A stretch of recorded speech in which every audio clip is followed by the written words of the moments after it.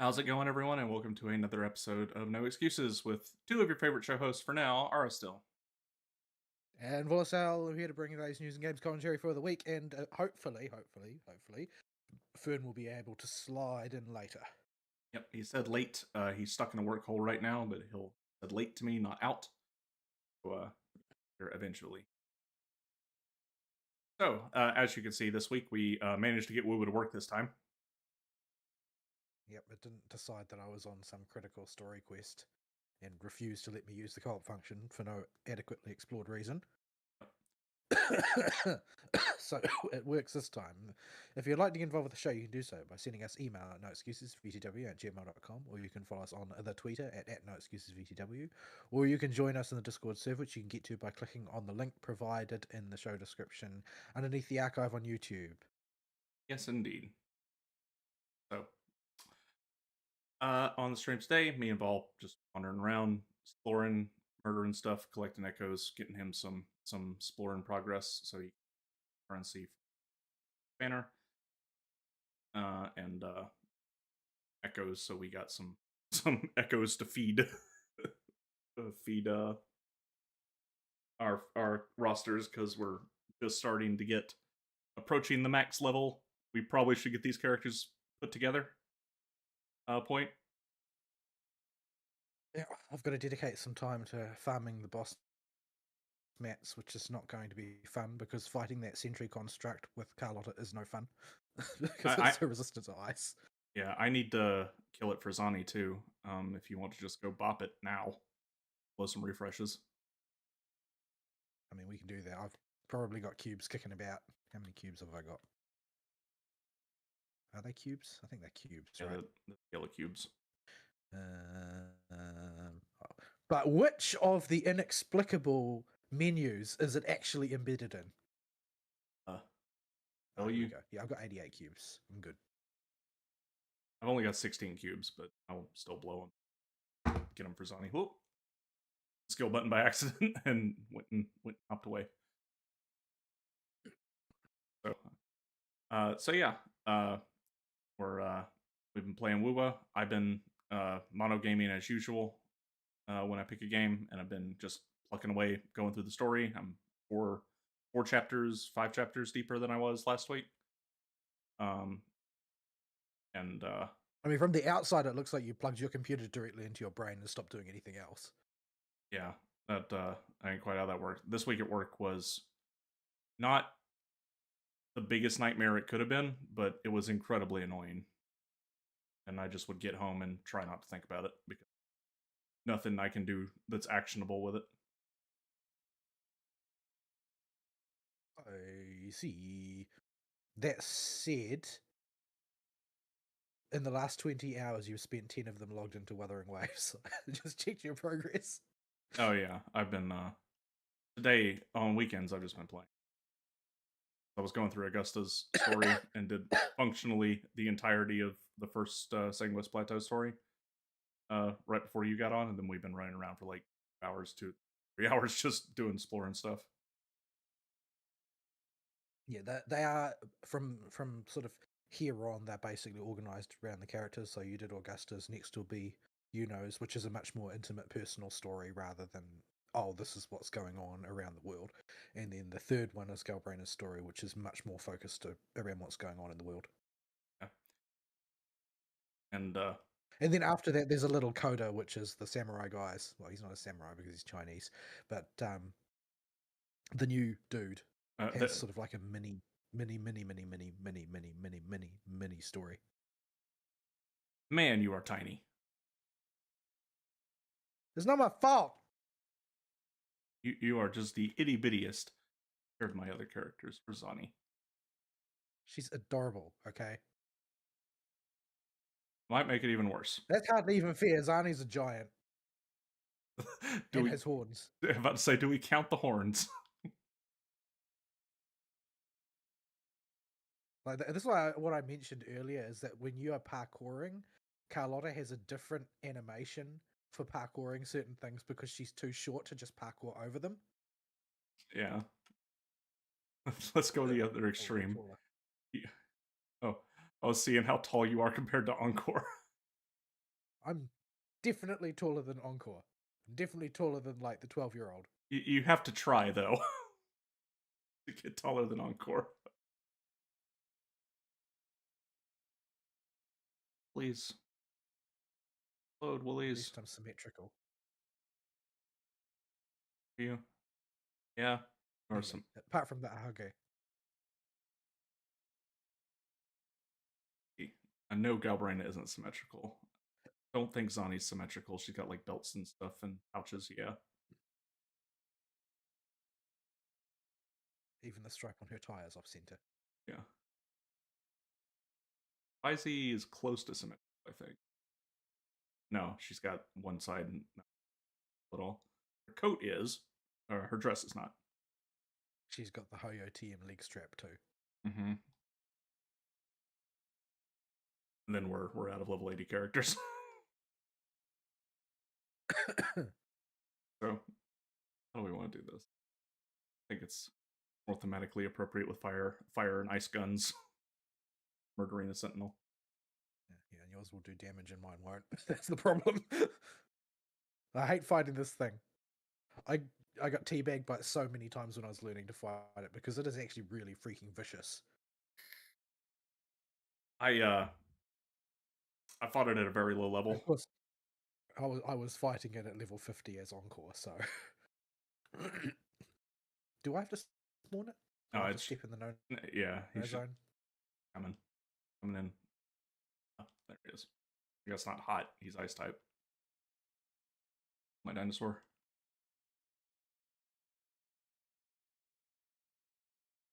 You can deal with it. I also hate how his bar just like stops going down sometimes while he's going into flight mode. Shield up. Yeah.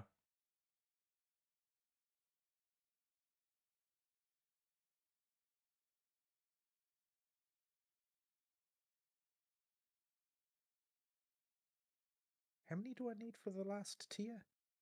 I've only got 4 hearts. 16. I have 5 out of 16 right now after looting that one.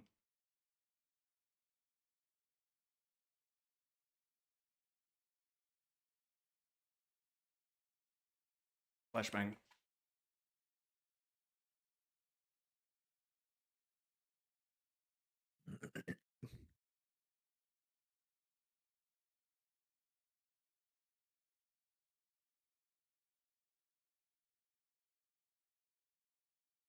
Damage.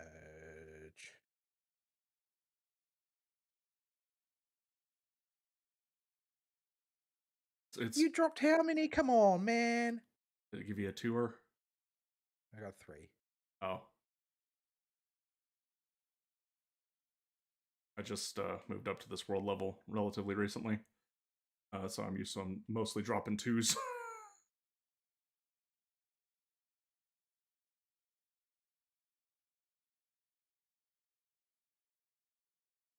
Popsicled me. Arbored me.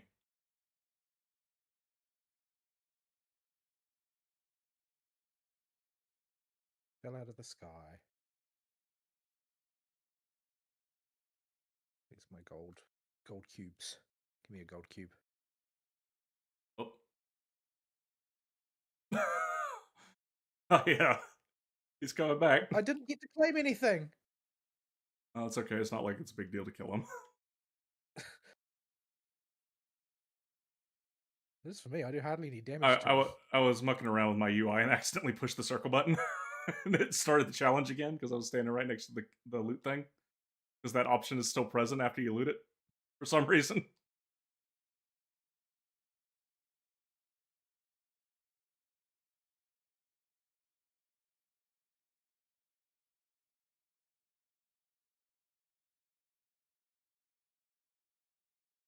Need to loot it one more time.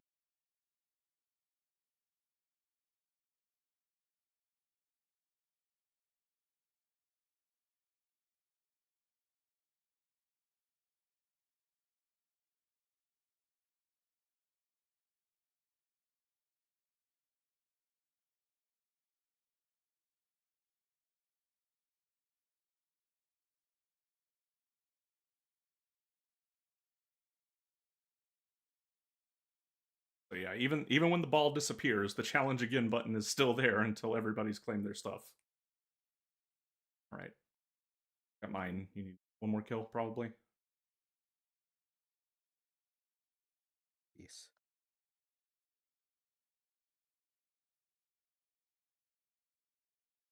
So yeah. So I guess or this guy, flashbang. I can't see. I can't see. Start with your week after kill.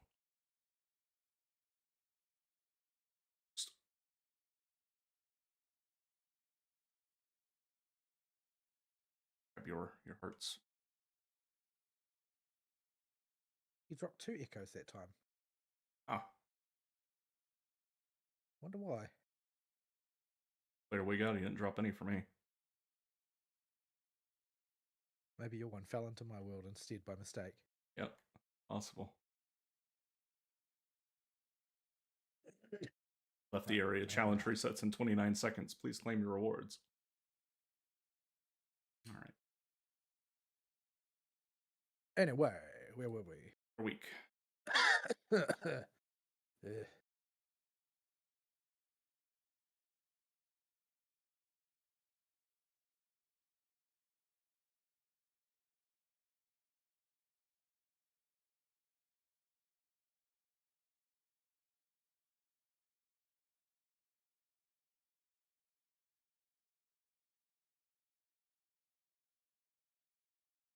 Michael, Cool. your week. Yes, my week. What did I do this week? Week at work was kind of rough. Didn't have very many people around because of the public holidays that I worked because we didn't have any staff. Anyway, my sense of time is a bit jank. Let me try and figure out what I actually did. Let's just start from the top. Blue Archive, not really doing much this week. It's just a rerun of the whatchamacallit, the ASS clubs. It's an unfortunate acronym, but everybody calls them the ASS Club. The After School Suites Club event. So that's still running. Oh, there's a Sonnet's casket over there. So nothing to report in regards to that. Next on the list, we'll just go through the Ho-Yo ones, I guess. Genshin's not doing anything except for its current sort of weird event thing, which I enjoyed doing it, I guess, but it seemed kind of weird and arbitrary and not connected to much of anything. Well, that's how it felt in the end. At the beginning, it was okay, and it sort of served as kind of a framing device / coda for Nefa's story in the main plot, except that it just sort of ends, and then it's like, hooray, it's ended now. Yeah, So it was more or less just a vehicle for Sino to make bad jokes and so forth. Sino's bad jokes are literally the only thing I remember about it. That is pretty much all there is to it, really. And there's a bunch of lore dumps about, the King Deshret era of Sumeru. Yeah, because, we didn't get enough of those during the Sumeru quest lines. Well, I didn't do the Sumeru quest lines, so it's all Greek to me. But yeah, it was okay. I got to see more of Farazan, which is always nice because I basically don't know her. And Layla. Yeah, though she was asleep a lot of the time. She is like, being a chronic narcoleptic is kind of her shtick. Well, other Layla's awake when she's not. Yeah. So. The competent Layla is awake when she is asleep. But yeah, so it was okay. There's nothing wrong with it, but it was not. It was not really much to do with anything we've been seeing lately. It was more sort of like fan service for people who are big fans of the Sumeru cast, and especially Sino's jokes. And I did like the line where you get the opportunity to basically make Sino jokes, and Sino's like, "Oh, there's finally somebody who can lift this great burden from my shoulders and help me bear the load for the critical work of extracting pained looks from everybody else, basically." I like Sino. I like how Nahida is canonically the only person in Sumeru that likes his jokes.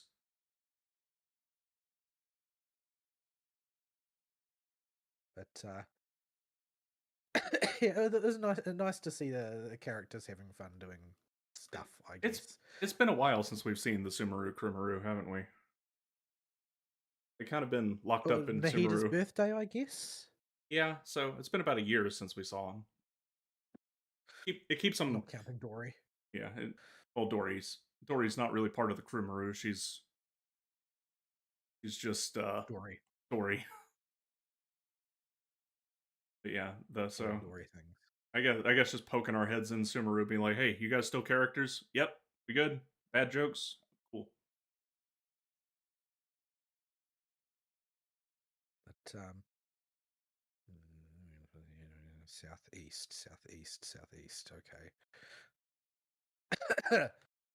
So yeah, yeah, it's an okay event. The whatchamacallit, combat portion of it for once wasn't outrageously burdensome, and I was able to minimal effort my way through it.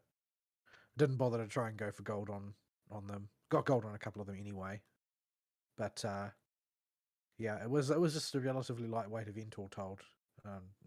Frankly, I'm reasonably fine with that.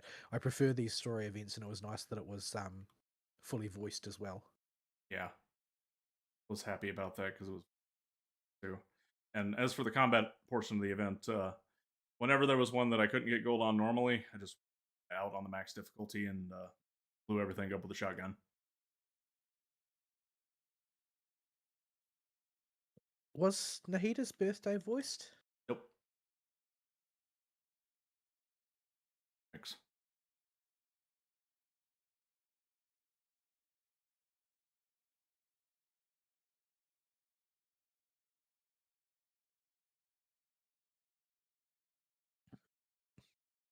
Gonna make you open those mimic chests. Oh, this is gonna be bright.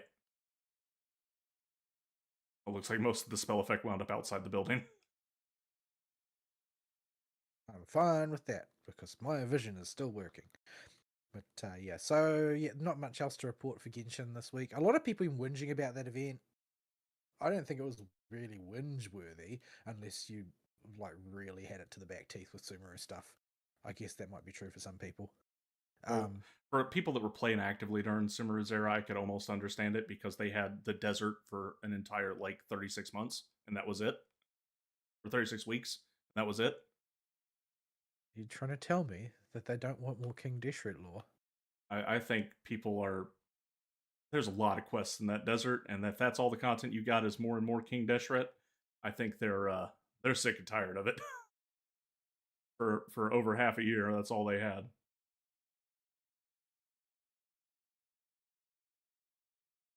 Yeah. Anyway, that is as it does.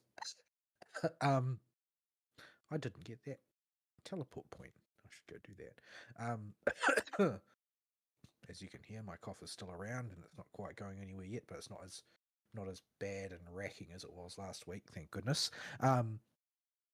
But yeah, so that's that. ZZZ's basically doing nothing this week, but it's the last week of the patch sort of thing, the last full week of the patch. So I'm not really surprised that it's a bit low key. They're doing the battery turn in event again, which is a nothing burger. It's free polychromes for logging on once a day.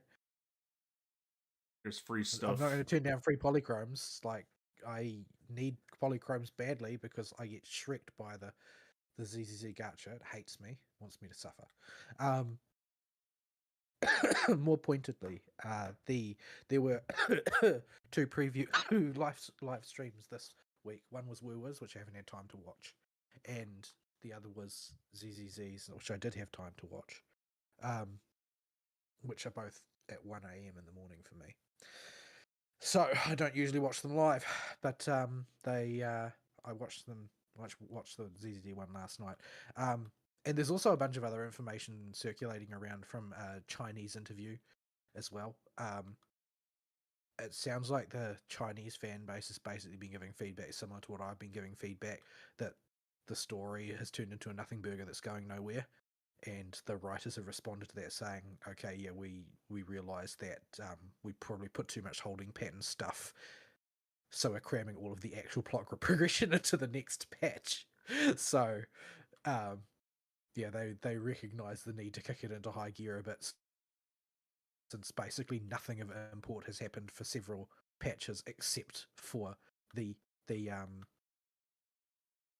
fight against what's her name, whose name escapes me.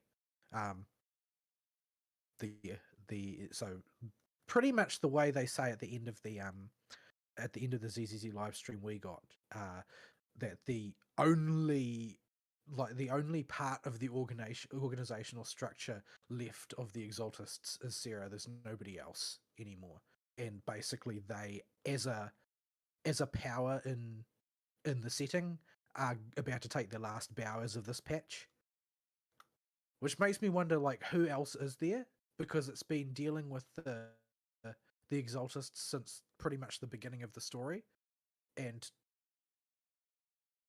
it's not like how your writers are above lying on stream. Cough, cough. Pensacola is going to be a nice adventure, a nice holiday adventure. Cough, cough. Amphorius is going to be a thoroughly heartwarming story, unlike Pensacola. I'm sorry about Pensacola, I lied to you, but Amphorius, I'm not lying this time. Etc.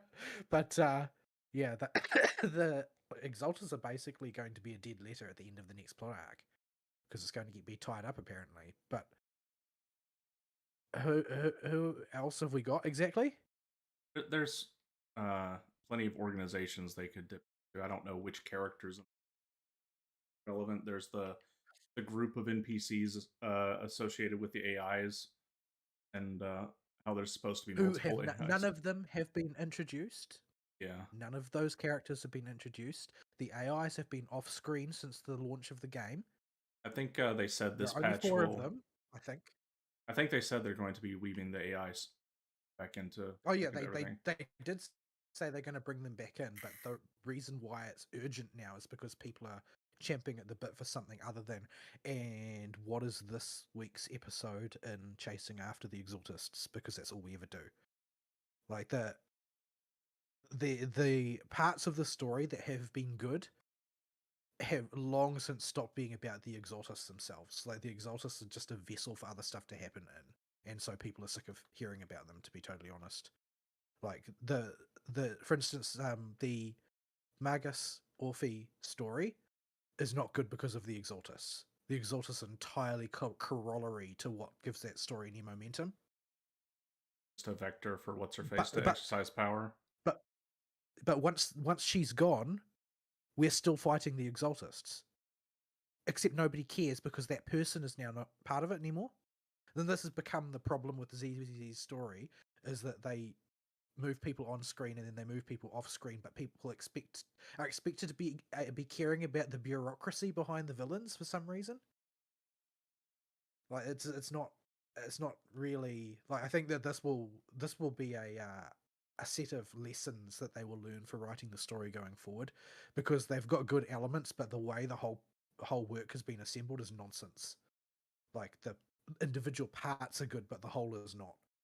There's no whole there really, which is kind of the problem. And early on, they didn't have that problem so much because you are being introduced to the world, but now we're not really being introduced to the world anymore. We're just, chasing after the Exaltus over and over again. I really would like for them to come up with some new character backstories as well, because every single time they introduce a character, like, for instance, Dylan is coming out in the next patch, right? What's her backstory? Oh, she's an orphan whose parents died in a hollow disaster 10 years ago. That's her backstory. But I'm pretty sure we've sung this song before.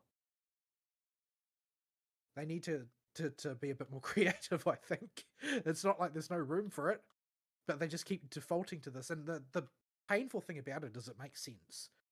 Like it's a closed world surrounded by the Black Wall.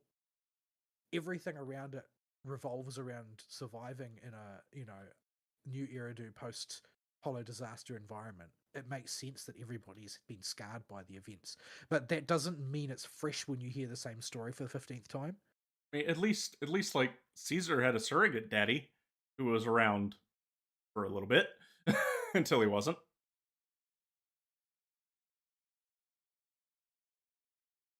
So yeah, I really think that they need to pay some attention to fleshing out the world building enough that you give some other stories room to breathe, other than just defaulting to, oh, military project, or oh, Hollow Disaster for literally every single character on the roster. Like the character story told about, say, Grace was far more interesting to me because it doesn't have anything to do with anybody else. It's like, oh, well, this is her story. When she was at school, she was kind of a pariah because she's a freaking weirdo. And all these other people who went to school with her, who some of them hated her, some of them were jealous of her. And this has got these outworkings on these people's lives. It's like a small scale story, but it makes sense on a personal level for her as a character. Whereas, like, for instance, if you look at Yadari's story, there is literally nothing in Yadari's story that has anything to do with who she is as a person. She's just another PTSD character. Yeah, There's nothing really unique to her. it's like they're counting on her wiggly tentacles to sell that girl. Well, I mean, it has worked to an extent because people are into that. I mean, they are adorable. But I'm pretty sure that's not how other people are thinking of them. But yeah, the character stories have been basically they have been getting lamer simply by overexposure because they aren't original. They're just the same story warmed over with different NPCs inserted. We need So we need to know yeah, Bernice's happy backstory and how she got over whatever trauma she has in her life really early and came to learn to make nitro. We need the journey of her discovering nitro fuel. you consider her to be, a well balanced post character development character. Yeah, I mean, she seems to have her life together. She knows what she likes. She does her thing. She likes lighting stuff on fire. She likes nitro fuel, and she likes fluffy tails. And she always wins the lottery for some reason. But but yeah. Anyway, story wise, the responses, like the material they included in the stream plus the material that the Chinese user base has access to suggests that they're basically acknowledging the issues with the writing, which is more than Xiaoji's ever done in HSR. He never acknowledges issues with his writing. But but yeah. Anyway, so mostly it was previews of new characters in the first half. Dylan, which is the one that I'm most likely going to roll for. When I say most likely going to roll, it doesn't mean I'm definitely planning to roll for her. It means that of the characters coming out in the next patch, she's the only one I'm really considering.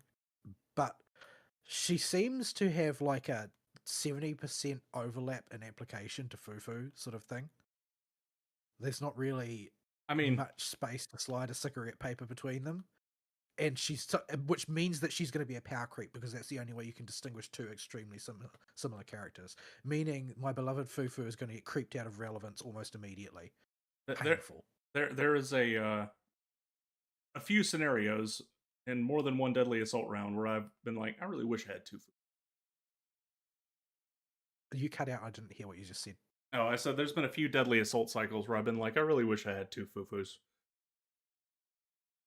Not enough to pull her I mean, just on that, but Fufus would be great, but mainly by the merit of having two Fufus. But yeah, I like her. I like her design, and I sympathize with her character because, well, she's stuck in a huge corpo and has to spend most of her life worrying about her KPIs, which is extremely resonant with me. And she talks about her KPIs all the time, but which is something my boss always does for some reason. But but yeah, her kit is more or less what we heard from Beta. Um, there's no special intentionalities behind it. She's basically just a stun type amp for teams. She, rather than leaning heavily on aftershock, she leans heavily on character swapping. So, and she doesn't have like the static buffing type of approach that Astra does, nor the aftershock that Fufu and Trigger do. So she is slightly different to them, but unfortunately all of the teams that she works in and the things she gives boosts to are pretty much the same as Fufu's. Although the interesting part where they diverge is that Dylan's probably better for Yixuan than Fufu is, which is weird. And conversely, Fufu is probably better for Banyue than Dylan is, which is an odd way to organize it considering the release schedule.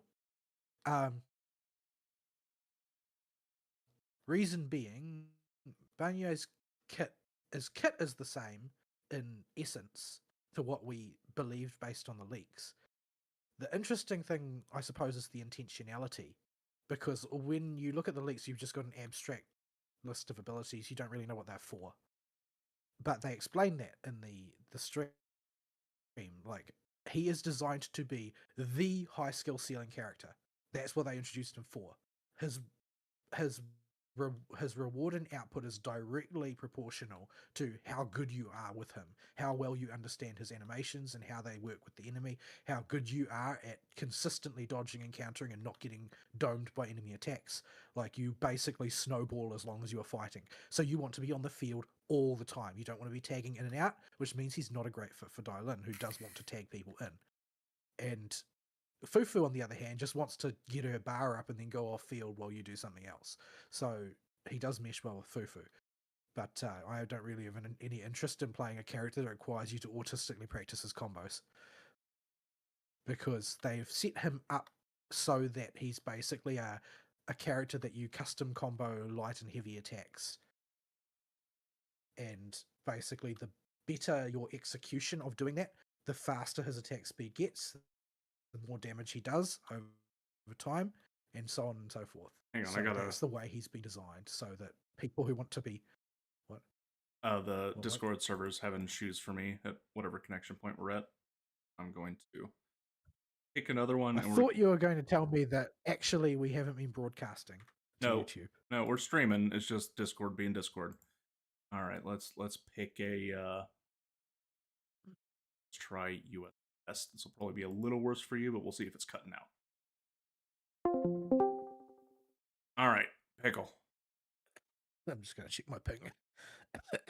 It's not great, but not bad. Okay. Yeah, because we were getting robot-y buzz, but now it's working. Okay, continue.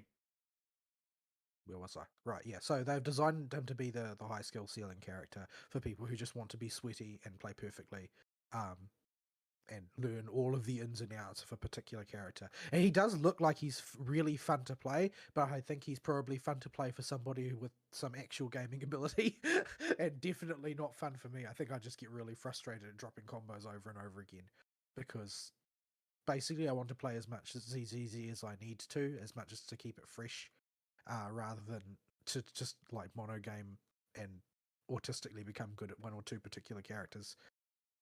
So, yeah, definitely not really a pull option for me.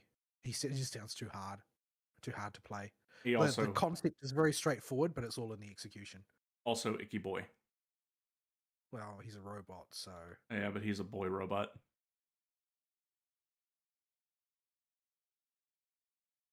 But he probably... I mean, he may not be a penis haver, because robots don't need those. Big as they made them shoulders, somebody probably had ideas. They made Kingi's booty jiggle. There's a lot of whatchamacallit, womb force jokes that were going around at that time. They originated from Girls Frontline. But but yeah, anyway. I may or may not pull for Dylan. Depends on how I feel about her after playing her in the trials. I think if I just find her really really fun to play and I like her in the story, then maybe I'll pull on her, which will be a stupid idea because then I'll be in Arasteel money pool territory when Yashungon comes out. But tough. um. So yeah, we'll see how that goes. The thing that I was really sort of perturbed about in the stream though was that when they announced the events, it's Bamboo Chess again and Golden Robot again. Yeah, That's the events. That's it. I wonder if they're really feeling the burnout after that stretch from 1.4 to the summer event. They did push themselves really freaking hard, but that doesn't mean I'm any happier to have to do Bamboo Chess again. Like Bamboo Chess, I resent even more now, and the reason why is because I actually really enjoy Currency Wars, and it's basically a worse version of Currency Wars. Yeah. So anytime I have to think about playing Bamboo Chess, it's like, oh no, this is like literally wasting my Currency Wars time doing an inferior version of the same thing. I haven't had much time to play Currency Wars yet, but I really enjoyed it. In between cursing the screen because I got terrible rerolls on the shop or whatever, but I can see the depth of it, and people have basically been playing little else in Star Rail. Like, it's become sort of a meme to post pictures of your friend list, and everybody has currently playing Currency Wars in their friends list for every entry because everybody's playing with it. But and there's apparently some really really funny builds that you can build. Supposedly, the people who are having the easiest time with it are the loyal Aglaia havers, because Aglaia is apparently just busted as shit. I can see that. Because there's so many items to use to artificially accelerate your speed that all of the things that are natural drawbacks to Aglaia's kit that make her challenging to use just get wiped out. You just And she just storms across the battlefield murdering everything without anybody else getting a look in. yep, just get her some starting energy and her speed jack through the roof, and she's good to go. Then give her some teammates in the back line that can keep that engine going and amp its damage even more, and you're off to the races, and the enemy will never get a turn. Yeah, I haven't had much time to play it yet. I haven't had much time, period, because this week was kind of rough. But I had quite a bit of fun building a Himiko build, which was quite interesting because usually the opponent didn't get any turns, and it would just be Himiko smashing the line over and over and over and over again with her follow-up attack. You just start the ball rolling, and then it's just like Himiko follow up, Himiko follow up, Himiko follow up, Himiko follow up. This week I made a break team because I don't ever play break and wanted to see some of the characters, and I got Himiko in there. I'm like, okay, well I guess we can throw her in the break team, and that follow up attack eats so much time. I'm like, is it Fugue's turn yet? No, no. It's just Himiko's turn. That's all it is. I mean, what else do you need, really? When Boot Hill finally got a turn, he shot the enemy for like 10 million damage or something. Yeah. But it wasn't really necessary, since after all the follow-up attacks, he had about 5 hit points left, so... But yeah, there's lots of builds going around that have started attracting amusing names, like Finondurian. It's an amusing name. You give him the spiky armor, 3 units of the spiky armor upgrade equipment item. Oh. So in your mind's eye, he will look like a durian. And there's another popular build at the moment is Boxer Mem, where it's basically Mem punching is what the entire build is built around. I see. Just doing outrageous amounts of Mem damage. But yeah, so there's lots of fun builds coming out there. But like at the auto chess of Bamboo Chess is just built around the same framework. It's just that it's not as interesting. So and we just did it. We just got done doing it. It doesn't feel like it was very long ago. And this is the same criticism that I had in Star Rail. If you must do these mini games over, do them once per version. Don't do them multiple times in the same version, please, You need because they wear thin real quickly. at least the second Origami Bird story was fun. It was. But anything with Chinchilla is going to be fun. Everybody wants to do a Chinchillian damage. But, yeah, and I liked the Golden Robot one, and they're at least, like, that they're mixing this up a little bit, and that it looks like they're going to approach this one from the whatchamacallit, the Streets of Rage style thing. Yeah, the 2D They like style. to do. Yeah. Yeah. They were going to do that, but it's still the same thing over again. So what are they going to do for the third one in 2 versions time when they bring it back yet again? There was at That's least what I'm concerned about. that story at least ended on a to be continued, so we'll get to see more of the Gold Boo and the shenanigans going on there. And that story will probably involve at Grace, least- which will be fun. Yeah. At least it's a cute story. Bang Chess, on the other hand, is a retarded story.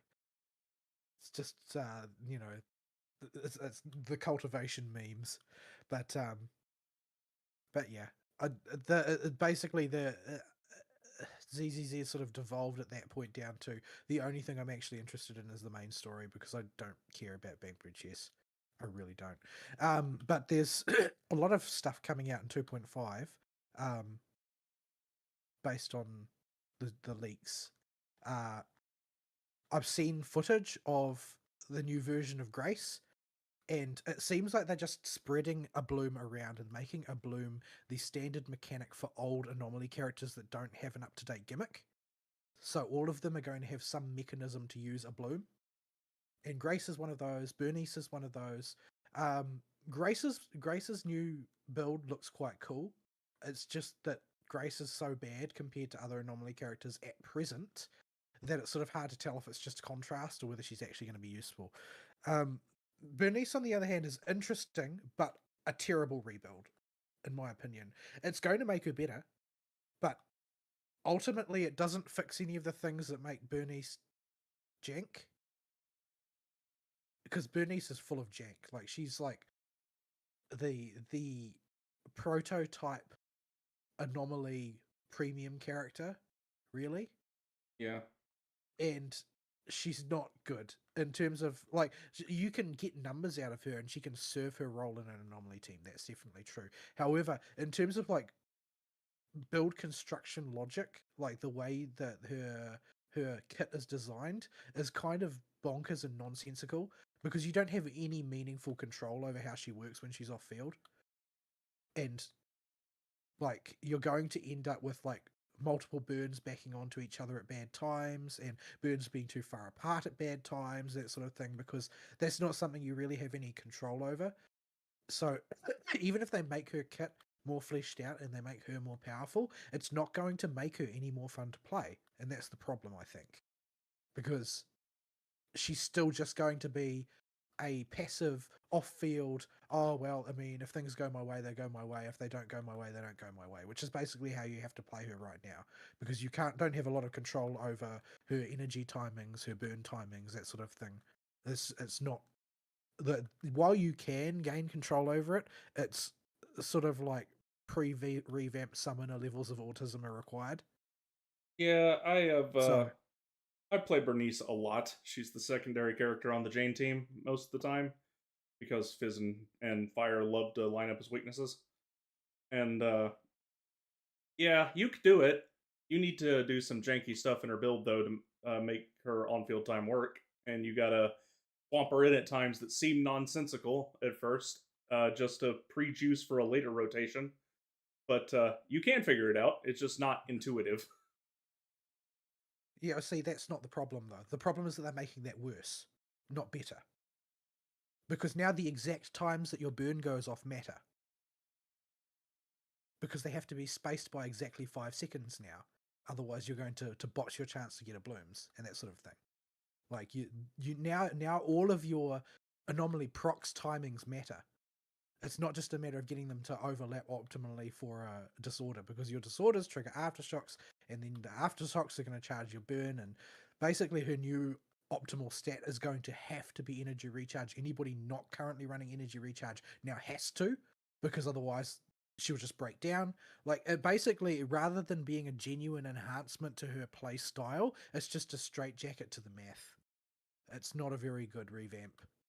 It's going to make her stronger, and it's going to extend her lifespan, but her playability is going to go down based on just reading the math, based on just reading how it's constructed. You never really know until you've got it in hand how it's all going to mesh together on the field when you're the one playing. But looking at the math, it looks like they're just creating a nest of wires that are all going to be tangled up, and you're not going to know which one goes where. It doesn't look too bad from what I've seen. Mostly, I'm thinking in context of the Jane team, because Bernice, if she ever gets fielded, will be paired with Jane, my teams, and Jane has a lot of control over when she pops her what you call it, her having a brain fart, her assaults.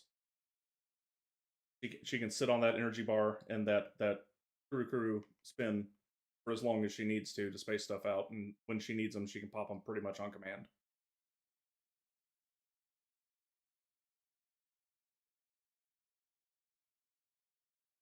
At any rate, it looks like a complete shit show. Just because her revamp works with one character, and I think that's very much to be determined, doesn't mean she's good. It's a good revamp.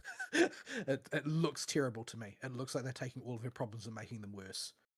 Because, quite frankly, it's her design is just a joke. From a design standpoint, it's a joke. The way her different resources play with each other is pretty much nonsense. Like, there's no synergy inside her own kit with itself. Like, she depletes over the course of a battle, and you really can't recharge her on purpose. You just have to hope that it works, which is not a really a good way to design a character. There are some simple ways to patch it over, but they would also probably make her gameplay worse. Like, I think that it needs more time on the burner. It remains to be seen how it will come through, because we're still like in early days of beta. It's not like this is ready. They're not ready to spit this onto live. This is like, we haven't even launched the next upcoming patch yet. But yeah, it's not looking very good. I haven't seen anybody give any testimonies as to how the new Soldier 11 performs. The animations look cool, and being able to guarantee more flame infusions is good, because most people in a real combat situation are not going to be able to maintain the right cadence to use her fire reliably, because it's just not reasonable to do so in a real situation where you're doing things like dodging and that sort of thing. Although it will be easier to some extent because of the fact you can pick up combos rather than dropping them every time you have to dodge anything, which is a very strange design decision that they made in the first place for a basic attack type character. But I haven't seen anybody give any real testimonies as to whether it performs well in reality. Some other enhancements coming down the line that I think are interesting is that easing back on the blizzard of numbers, allowing you to throttle it so that it will present totals that have been dealt in a window, rather than just blizzarding numbers all over your screen. Yeah, because I can't tell you what a single amount of damage that any of my characters do is. I don't even have time to count the digits, much less register what they are. Yeah, I just see a whole bunch of numbers and just see how much of the HP bar is gone now, or how many points I got for it. They apparently they're polishing Sanby a little bit more as well. I must have gotten mixed reviews on her. Although I must say that I don't dread having to use her in sheer defense anymore. Like, every time I put her in, it's like, I know she's the right person for the job, but she's not going to be the right person for the job until the boss comes out. But I don't have that problem anymore, which is good. But that said, they're basically scrapping sheer defense as it currently exists and rebuilding it along the lines of the battle tower, where you score points by doing stuff. Which, number one, is going to make it way, way harder for me, who relies on a handful of tricks that work reliably, to get my ass through sheer defense each cycle. Number two, it's going to make it very, very easy for them to fall into the trap of shilling the new character just by making them easy clear. The monkey's paw wish, though. wanted less stuff on focused on timers. Yeah. I mean, I'm willing to accept it provided that they do the job well, because it's going to be a harder balancing job.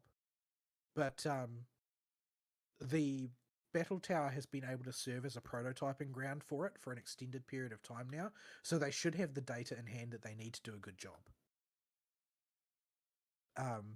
But yeah, the more timers are factored out, the better, because I would rather take my time and focus on learning more about how the characters operate.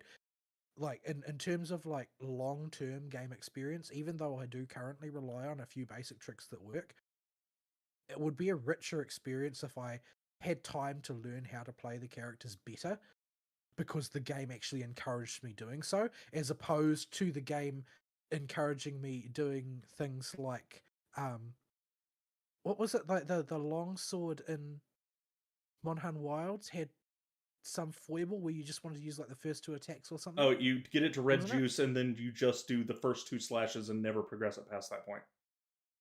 Yeah, like that sort of thing is super efficient, and if you're bad at the game, that's really good for getting you over the hump, but it's not a rich game experience in the long term, is it?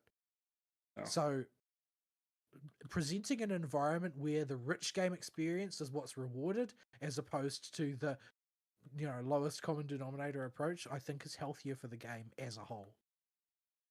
I mean, there are some people who are going to really, really struggle with it, like me. I'm going to have to relearn to play the game from scratch to get my polychromes now. But I mean, it will be a richer experience once I get there, I think. Yeah. It But also, I need them to buff Caesar. and the more stuff they focus on the rating and point value system, the more they're going to emphasize the actual gameplay part as what gets you your rewards, rather than just do you have the ability to hose out enough damage. It's all on your gear and not really relevant to how well you can play. Yeah, it doesn't really cut in favor of the gacha model a lot of the time, but it will encourage a desire to gain great mastery over a few characters rather than just pull the latest one and use its power to get you through. Yeah, they can benefit from their speed of rotation of their in-game modes a lot here, because Deadly Assault still is, it's score based, but it's a Yeah, timer score. it's output. You put out X amount of damage in Y amount of time, and that if the numbers line up, then you win. I'm fine with there being one game mode like that, which is why I was salty when Deadly Assault came out, because that meant there were two game modes like that, and I didn't want two game modes like that. One was enough. I wanted Deadly Assault to be something different. But if they want to move Deadly Assault into that slot, where Deadly Assault does have other objectives than just time, right? Because you get way more points if you do what it wants rather than Yeah, just use your maximum DPS rotation. So I'm fine with that, because at least there's some seasoning in there. Shiyu Defense doesn't have any seasoning. no, Shield Defense is just kill the dudes. It's Shiyu Defense is Spiral Abyss, and I hate Spiral Abyss. It sucks balls. With Deadly Assault, it's got like Typhon robot. Can you get the impairs on it? Okay, that's going to give you some cushion that if you have to, you can try running off element, or you can maybe make up for a little bit of bad play or some mismanaged energy and still get your full rewards. But There are in some Shield, stages I brute force because for some reason I just can't ever get it to work. Like the purple tone butcher. oh, the Like dodge. for some reason I just can't get it to work for me. Like no matter how hard I try, I never seem to get the bonus points in that. Yeah, he's got two that he runs. I think the anomaly one's been more frequent lately, but he has the dodge one too. And back before I had a built roster and Zoo wasn't cutting it, I actually used Jane on him back when he used to have the dodge bonus, because because it was so many extra bonus points. And Jane is 100% off element for him. That was back when I didn't have a Mindscape for her. Anyway, the stuff coming down the pipeline, they're currently the next patch doesn't look too exciting in terms of features, but the following one looks like it will be a really big one for mechanics. That, and in the next patch they are basically setting up the temple so you don't have to mess with it anymore. You can just basically one button auto it once per day type of thing, which is going to be a relief because I'm tired of doing it, to be honest. Yeah, I get the feeling that was just kind of stuck on the drawing board and as an idea and never got taken off. And they're like, oh, this was supposed to be just something to do, and it has stuck around because it gives you monthly rewards. If you can I keep hardly quick even links. remember to buy them, to be totally honest, because it's just like when I think about it, it's just a chore. Yeah, But so they're going to put it on autopilot more or less, and they're removing the monthly rewards entirely. And they say that the next time they introduce a feature like that, then those rewards will be relocated to there, so that there's basically no strong obligation to do it on the rig. You can just do it if you feel like it. yeah, because you were incentivized to get that temple leveled up fast and to micromanage it when it first came out quite a bit, and I think they realized that was a bad idea. Well, it wasn't a bad idea for the span of a single patch. Yeah, it's only when It's it just that remained there it's for months. dragged on and on and on and on and on. And usually I don't even bother to mess with it. I just like, I'll just keep selling shit. I have an outrageous number of coins now. Yeah, Not the I'll good ones either, the crappy ones that don't have any use. But I mean, I guess I could buy Denny's with them. But yeah, that's all being streamlined away. Yeah. Anyway, that's ZZZ. I don't have anything to say about the Wuwa one because I haven't had time to watch it. But so yeah, that's ZZZ. Star Rail. I've talked a little bit about Currency Wars, which is basically the only thing I had time to do was play one round of Currency Wars. I would like to spend more time with it, because I enjoy doing it, even though it doesn't enjoy me doing it. It wants me to suffer. But yeah, a lot of the stuff I don't know how the thing develops as you advance up the ranks, but some of the builds that I've seen people do are like, this would be literally impossible for me to do. Like, there's just not enough resources to do this. How are they getting this many resources? This is nuts.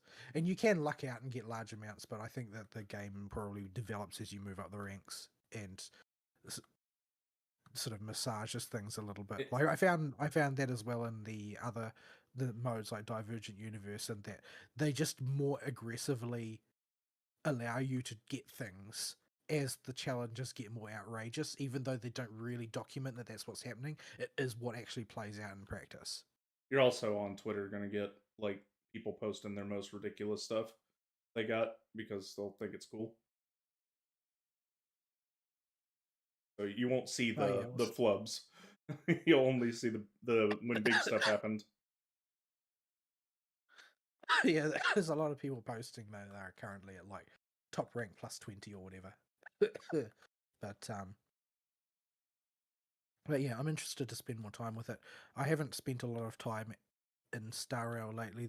I haven't even gotten around to harvesting the chests yet. I did go around and talk to everybody because I I'm having the the phase of grieving where the story is over and I'm not going to see these characters again. That's kind of disappointing. Okay, so let's go back and see what they're up to. And there's a lot of actual funny conversations that happen in Exotale now. Some of them are quite enjoyable. So I went and spent some time going through all of those. But yeah, that's all over for Amphorius now. And it seems like nobody online paid any attention to the story. And yet they have very, very strong opinions about it somehow. Isn't that interesting? I wonder if perhaps they borrowed those opinions from somewhere. Fandoms have But been retarded since forever, but when you reach a critical mega size with your product and you go on to modern day social media and you combine these two things together, it just they are more useless than they've ever been. I think it's more sort of like the bar for being a fan of something is so low. Like in the meat space era, like fanaticism was naturally gatekept by the amount of effort you needed to go to.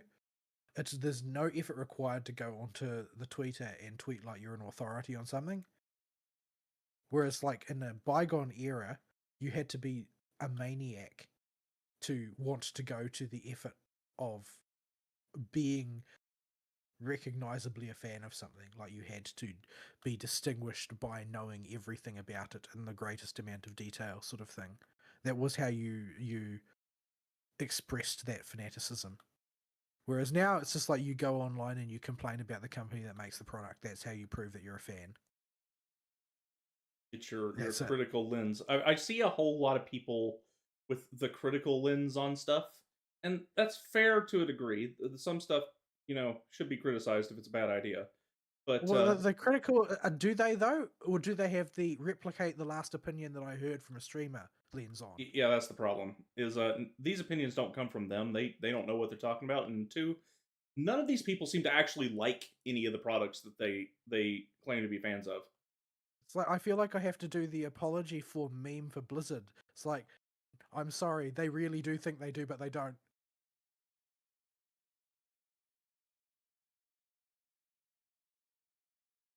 Yeah, like they don't. I think that's taking it too far. I think they don't think.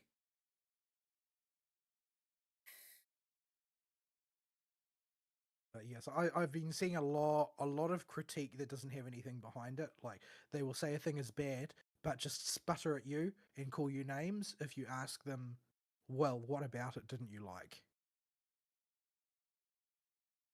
Yeah, and it really just floors me. These people have zero positive things to say about the game, and yet they still play it.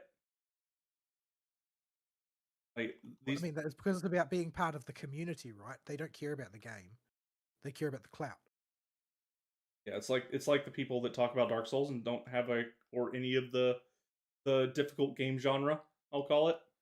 Uh, like the people latch onto it just to be part of the conversation. They won't have a clue what they're talking about, and they clearly do not have not thought about what they're saying for 3 seconds.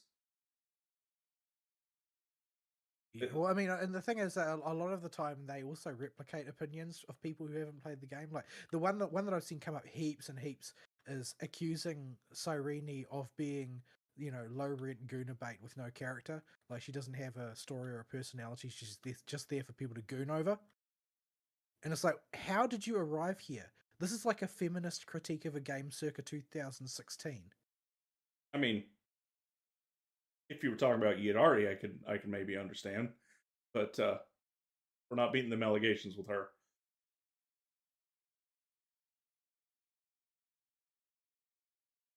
But I mean, but what I'm saying is they've just heard that critique before and are replicating it now. Yeah, So in what way? In what way? There's like, there's no.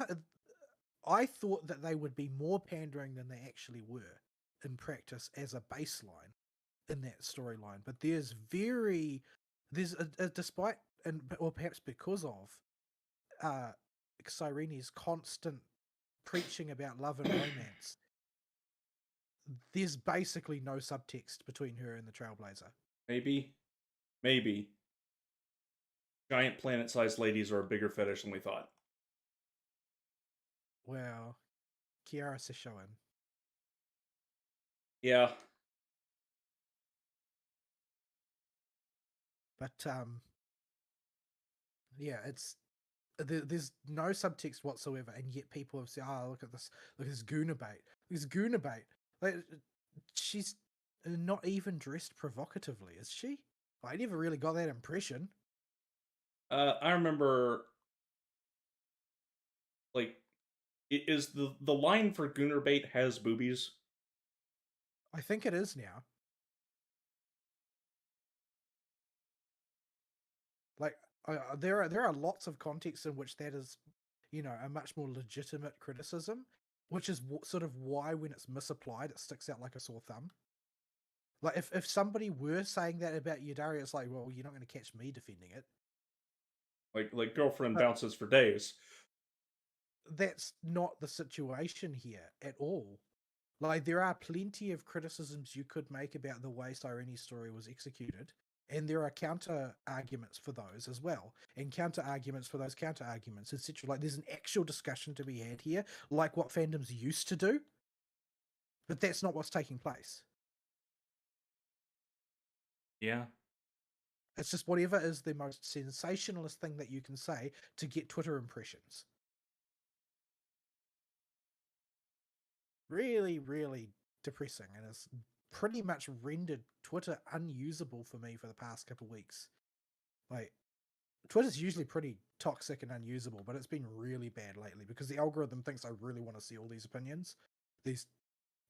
Really want to see this opinion repeated by 500 different people who haven't thought about it at all. Yeah, it's just And like I was saying before the show, the right influencer could probably turn the whole community on its head just by reorienting the position of where clout is obtained to defending the story rather than opposing it. Yeah, it would take less than a week for a solid half of them to flip And their lid. everybody would forget that there was any other prevalent opinion before either. Yeah, give it 2 weeks and the old opinion is gone. Which I suppose is how you show that there was never any thought there to begin with. This is yet another reason I'm very glad I'm not on social media, because I know for a fact my opinions on these games are my own because they are not influenced by influencers. I would, if I wanted to find out what an influencer thought about it, I would not even know who to ask. Like, Well, how do you even find out? I just know what the sort of the bizarre like hive mind thinks about it. Yeah, that's what I'm getting at with it. It's like, if you go on social media, you're getting the influencer's opinion fed directly to you through them. The thing is, I think that might even be too harsh on the influencer. Like, because whatever their opinion was, it could have been nuanced, but do you think any of that nuance survives? Yeah, I guess it could just be they had a tepid criticism of an aspect that annoyed them, and it got blown up into the worst thing in the world. Because, I mean, that was basically what happened with Cyrene's kit, right? Is that, oh, well, this kit is really, really slow off the mark and it can't zero cycle. But after, 35 minutes of Chinese whispers, it became Cyrene's kit is unsalvageable garbage because she can't zero cycle. So I'm sorry, what fraction of the player base actually zero cycles?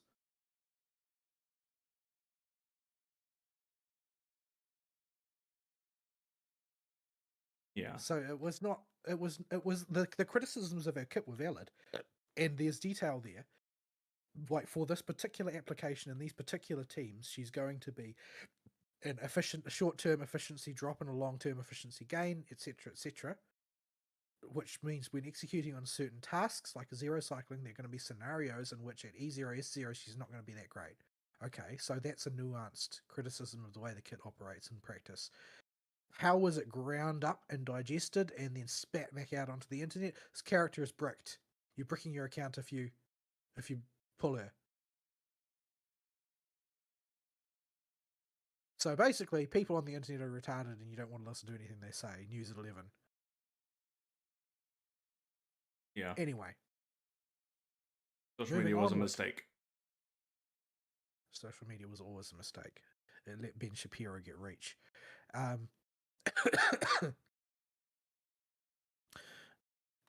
Onward to Wuwa. I'm not going to say much since everything I did was pretty much story. And you are making your way through at present. And I have done all of the main story now. So I can finally turn my attention to other things. I don't have much to say about it that is negative, or at least not unalloyed negative, because I had a great time. And ultimately, as far as I'm concerned, that's the important part. If you had a good time doing it, the rough edges don't matter all that much to me. There was lots of great stuff in there. Some of it is a bit trite. Some of it is very anime. Galbrina does not know what game she is playing. She actually thinks she's a character in Devil May Cry. She gets letter grades on the enemy, my guy. The Leviathan also thinks that he's a Devil May Cry villain. It's fine. He, she, it. Because of, like, the castle that Leviathan built for you to have your showdown in I thought that I had just gone back to play Devil May Cry 4 or something. Were there Beyblades? And there are incredibly. I don't remember if he had Beyblades. I think he's got lackeys with Beyblades. There and like the environs of Sanguis Plateau, there are large sections which could have been ripped straight out of DMC5. They were definitely playing DMC when they drew the concept art for this place. You I'm here to can tell you. you can tell that they had DMC on the brain as early as Farlova, is when somebody on the team clearly got a playthrough started, because or started to really get into it, or preach the good word, as it were. There is a law reason for it, but there is a point where Galbrina like puts in her earbuds and starts playing her theme music while fighting. Yes. So in a cutscene, it's a part. It's a not a cutscene, but it's a in-game set piece in Farlova's section of this main story, where she just starts enemy stepping. Enemy step is not a thing in any franchise at all, except for Devil May Cry. It's a pretty stock way in anime of showing that you're just better than them. I guess so, but it reminded me so much of Devil May Cry when she was doing it, and the way the animation plays and how the kick works. But even in Galbrina's story, there are times where the story strikes a corny note, and when it does decide to strike a corny note, it's the exact same corny that DMC strikes. It's like, that's an incredibly cringe plot development, but I am willing to accept it because that's the sort of cringe plot development that DMC thrives on. Like, we know what we're here for. Yeah, well, I mean, Galbrina is in Wuthering Waves, but she does not realize it. She thinks she is in Devil May Cry, and she acts as though she's in Devil May Cry. Now, she's not a flippant character the way Dante is, but she's definitely convinced that Rule of Cool is a better way of fighting than, you know, the dojo. Yeah. But yeah. It's it was a fun finale, and everybody comes to help you, and there's a big fight against the boss, and the boss like does all the usual things of a final boss of an arc. I won't go into the detail because you'll get to see it in due time. The final boss could have been more imaginative, but I still enjoyed it. It was a good fight. It was not technically that challenging or anything. I don't want it to be as a story boss. If I want technically challenging, there are ways to obtain that. But yeah, I had a good time all the way through to the end. Honestly, the epilogue / segue / whatever interlude, I don't know, that follows, which deals with the new dude's story, was such a bizarre, discordant note compared to everything else up until that point that I just felt a little bit confused by the whole thing. It's like, you probably should have found a way to jam this in somewhere as an earlier interlude somehow, rather than just tacking it onto the end, because on the end it's just kind of confusing. It's like, hold on. Why are we learning all this now? It does fill in a few things that I left a little bit unexplained, though, throughout the course of the latter end of the Rinashita story. Like, it turns out that he's been sort of like trailing behind you at various points. And so when things happen in your wake that aren't explained, it's usually because he had some interaction with them, type of thing. Yeah. But yeah, overall I had a good time with it. It was a thoroughly good time. I mean, the storytelling is much more serious, perhaps at times, than in some of the Hoyo games can be, but it knows the sort of the right chord to strike, and it isn't shy to just be cheesy either. Like, it knows what it is. Like, it's telling a serious story, but ultimately you want all your friends to show up and help you to beat down the boss at the end, because that's what you do in anime. Yeah, we know what we're here for. And Carlotta is very, very short. There are lots of scenes where everybody is standing around discussing how they're going to deal with the latest crisis, and she's just like a head shorter than everybody in the scene. It's like I half expect there to be sort of like a head and shoulders shot of everybody at some point, and the only thing of Carlotta you can see is her ahoge sticking up or something. Yeah, girlfriend is not very tall.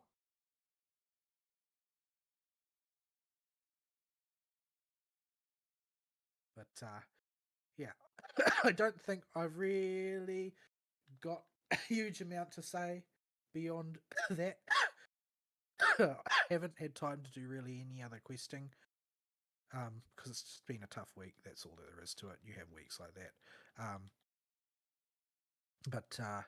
But yeah, I'm looking forward to the next patch. I will almost certainly be pulling on Chisa for the usual flimsy reason of waifu, not because she would be any use to me, because she won't. She doesn't synergize with any characters that I have. Can't say that I care all that much. I'm not really taking this game like in-game seriously or anything like that. I don't really care about in-game at all. The in-game is a means to acquire more currency and nothing more. I don't really find it that satisfying because it's like, oh, well, how well do you play into the current gimmick? But yeah, I'll pull her and then I'll figure out how I'm going to build a team for her. Like, because I pulled Carlotta for the same reasons. Like, I like Carlotta's design. She's nice and symmetrical, and she has cool gun kata stuff, and so on and so forth. Very elegento, etc. I don't have the characters that you need to make her team coherent. Like, I would need Gigi, and I don't think Gigi's ever going to have another banner. Maybe they'll do multi-banners and she'll appear there. We'll see.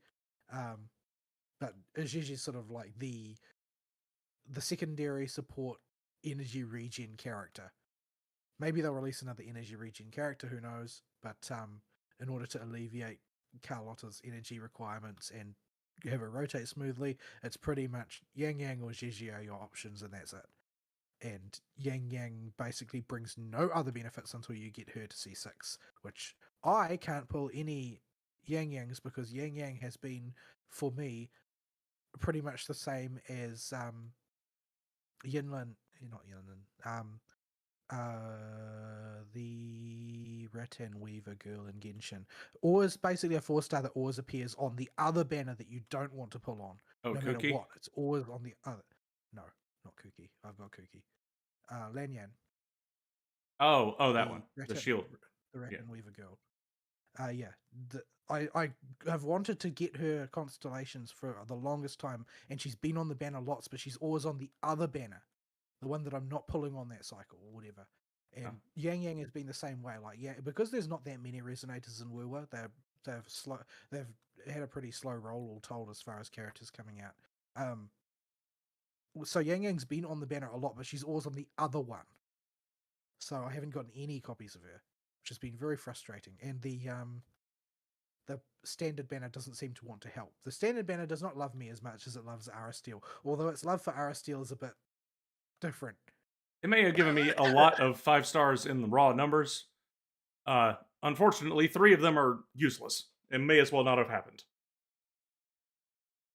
But yeah, it's I don't know if I'm ever going to be able to put together a proper Carlotta team as a result, but I'm not that fussed about it because, like I said, I'm just not that interested in playing endgame. But yeah, I don't have much else to talk about there. Oh, Yang Yang was on this banner. That's why I have her at C6. I pulled Zani.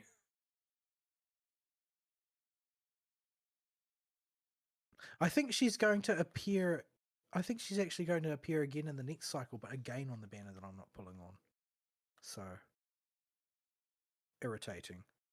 It is what it is, though.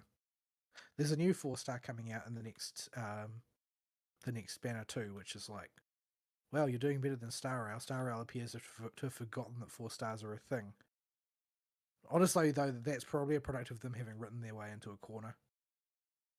There are ways I can think of to alleviate it, like, for instance, you could have made, say, what's his name?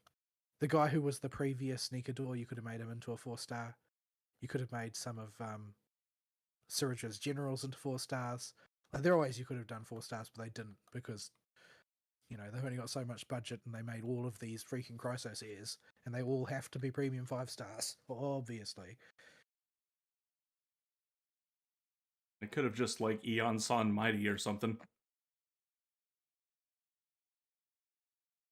I don't think that they will do that. It's going to upset too many people. But yeah, it's. I think that they're really not doing themselves any good services here. They need to get back on the horse as far as that's concerned.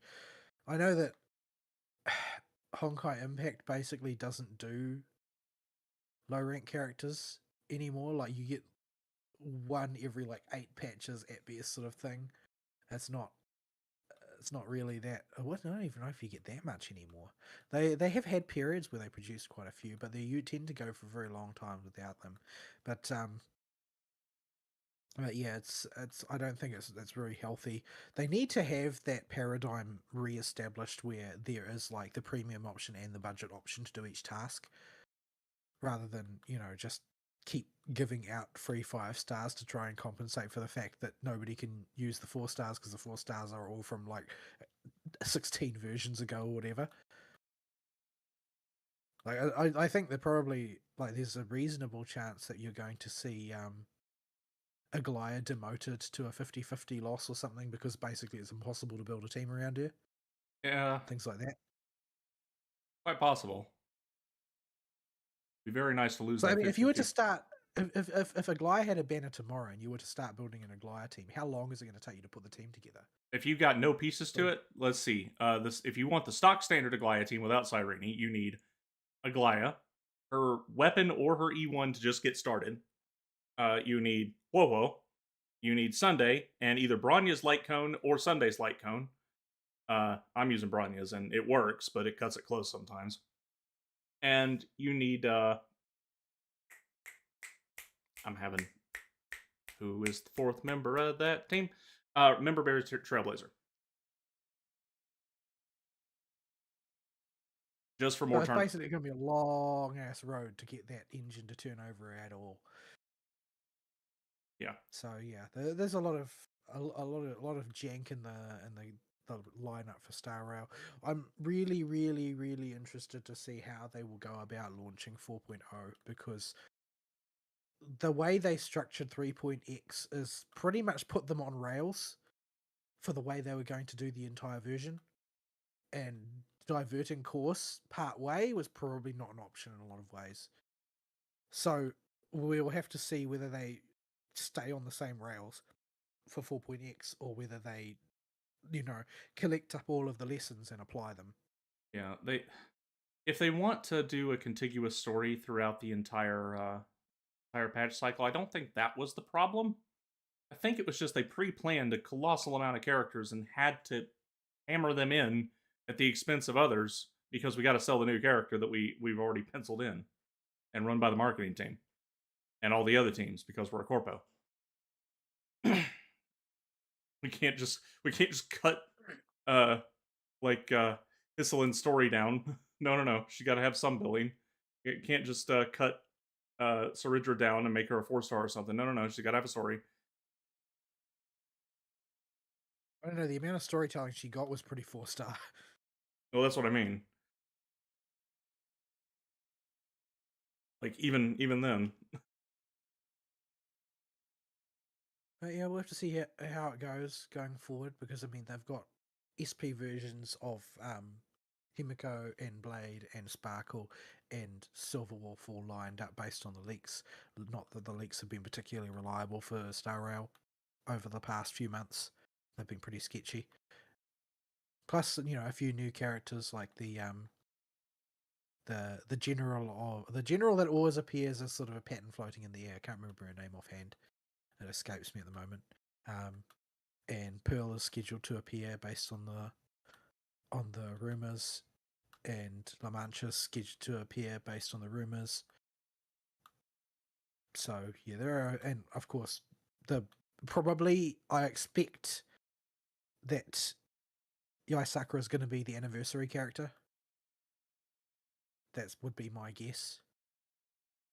unless she appears so far on in the story that she's going to be the finale character. That's the other option. She's definitely going to be a push character.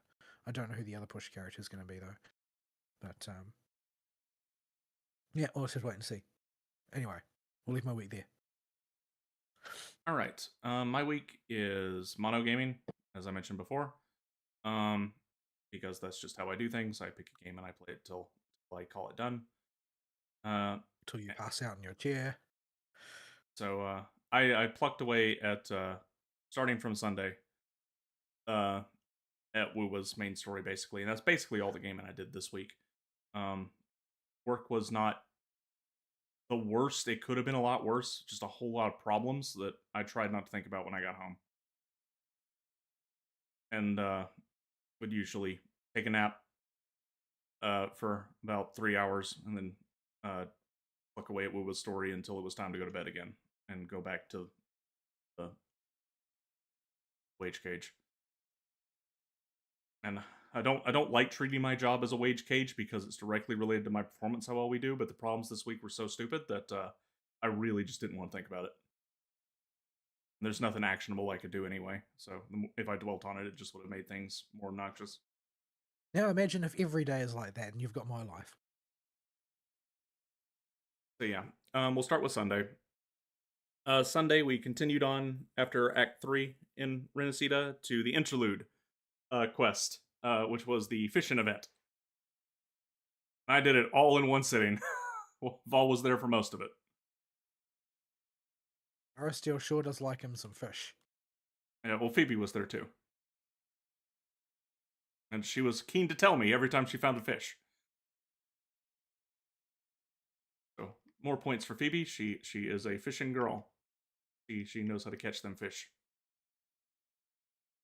Well, I'm not sure she actually knows how to catch them fish, but she can look at the water and point at the fish.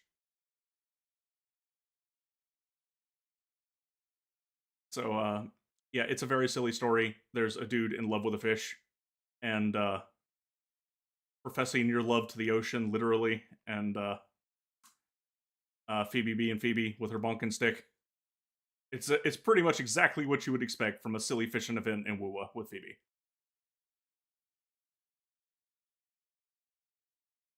It has a cool little finale. You know, Brant's there just for the finale. It has kind of a tragic ending for some of the characters, but a really funny ending for some of the other ones. A lot of the side stories are really disturbing, but it's definitely an event. They clearly were just throwing stuff at the wall and seeing what stuck, and just let the writers just do whatever the hell they wanted. Tone be damned. Yeah, if they're like, this is a fishing event, you can be as eclectic with the tone as you want. Just go make dumb stuff happen, and that's what they did. So not much to write home about the story of that event. The fishing event is definitely talk to somebody else while you're doing it or put a podcast on because it's not exactly riveting content. But it is fishing, and fishing grinds in games to fill out lists is one of my relaxing activities. But if you want to fill out this one, it's going to take a bit. But I managed to do it all in about the 4.5 hours that I was sitting there talking to you. So yeah. Okay. Next up is the first story of Substance, and they label these chapters acts, but if we break it down more into like a 3-act part, I would consider this like the proper finale of Act 1. Yeah, the next chapter that you're going into is very much an aside. This is like there's some fallout from what happens, and this is how you deal with it. Yeah, the one I just finished feels like what I would call the finale of Act 2 of this story for all of 2.0. Because while the region stories are isolated between they're not isolated. That's the thing. While they tell a complete individual story that stands on its own in each patch, it's very much so tied into the other stories of the same greater continent we're on. So although Septimont and the stuff over in Raguna is happening in their isolated cities, they're still linked together, but each city has its own story it's trying to tell. So next, the first proper story quest I did was Act 4, which is where we go to meet pull the quest up because whenever I get her name mixed up with Cantarella's all the time. Carthea. So Carthea is the blonde girl that you see at the end of Act 3. And well, you see an image of her. And you go say hi to her and find her in an inverted tower in the sky. And this one was fine. Her and Cantarella and going on adventures with Cantarella is always an experience. It's a very distracting experience. You did that this week past as well. You haven't talked about it. Yeah, that comes after this quest Okay. because Booby Lady's quest was not unlocked until after. I left them all until I'd basically finished the Raguna arc, so I don't know when they actually appear. I did a bunch of them opened up right when I finished Carnival, and then Booby Ladies didn't open up until after this act. So they would not be nearly as distracting if Cameraman wasn't so dedicated to his job. Cameraman knows what he likes. He does, and they don't stop. We crossed the line of like pendulous into full blown self propulsion with her assets in them cutscenes. Like the slightest twitch sends those things spinning like helicopter blades. Burn, if you showed up for the show, this might not happen, or at least you'd be able to wrangle it under control.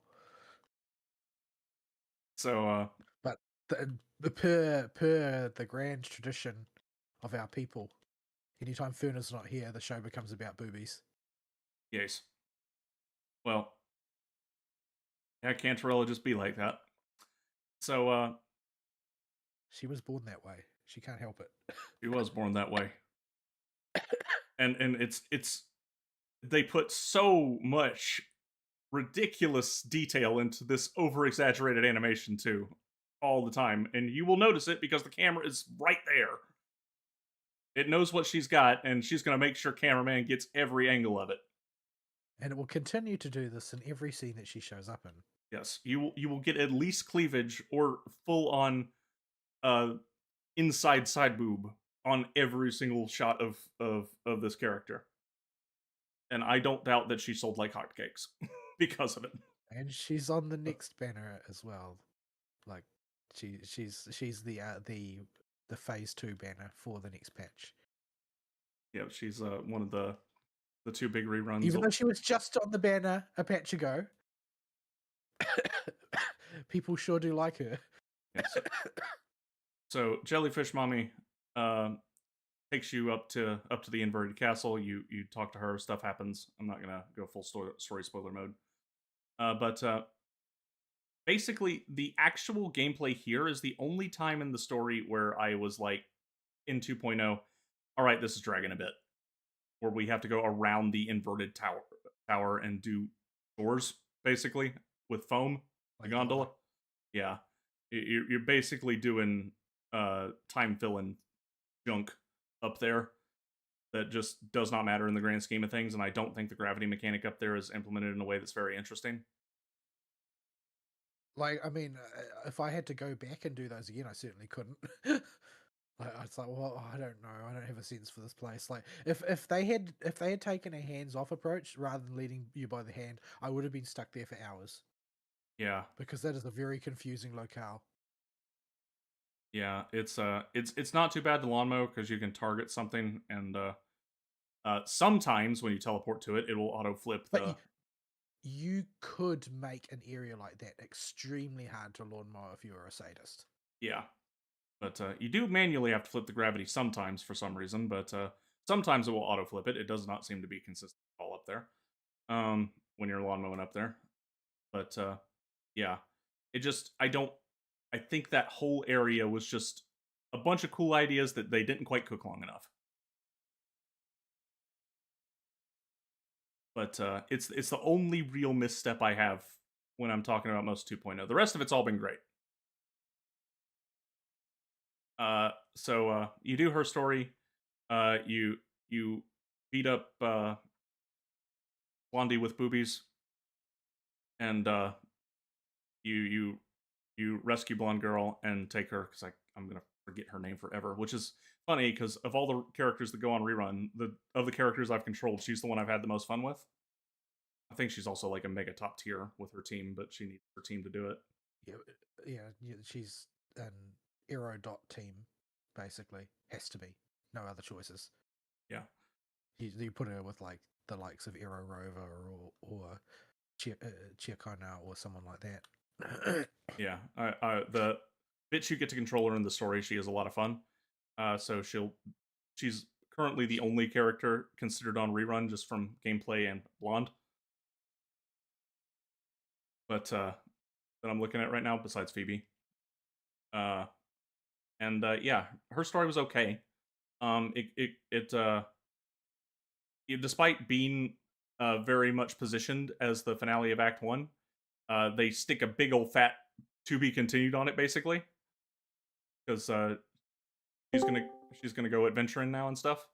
Hey! You Sup? just if you got here You 30 just missed you missed the important part that you were supposed to come here to prevent happening. Oh no, how degenerate did you get? It's not our fault. Yes, it is.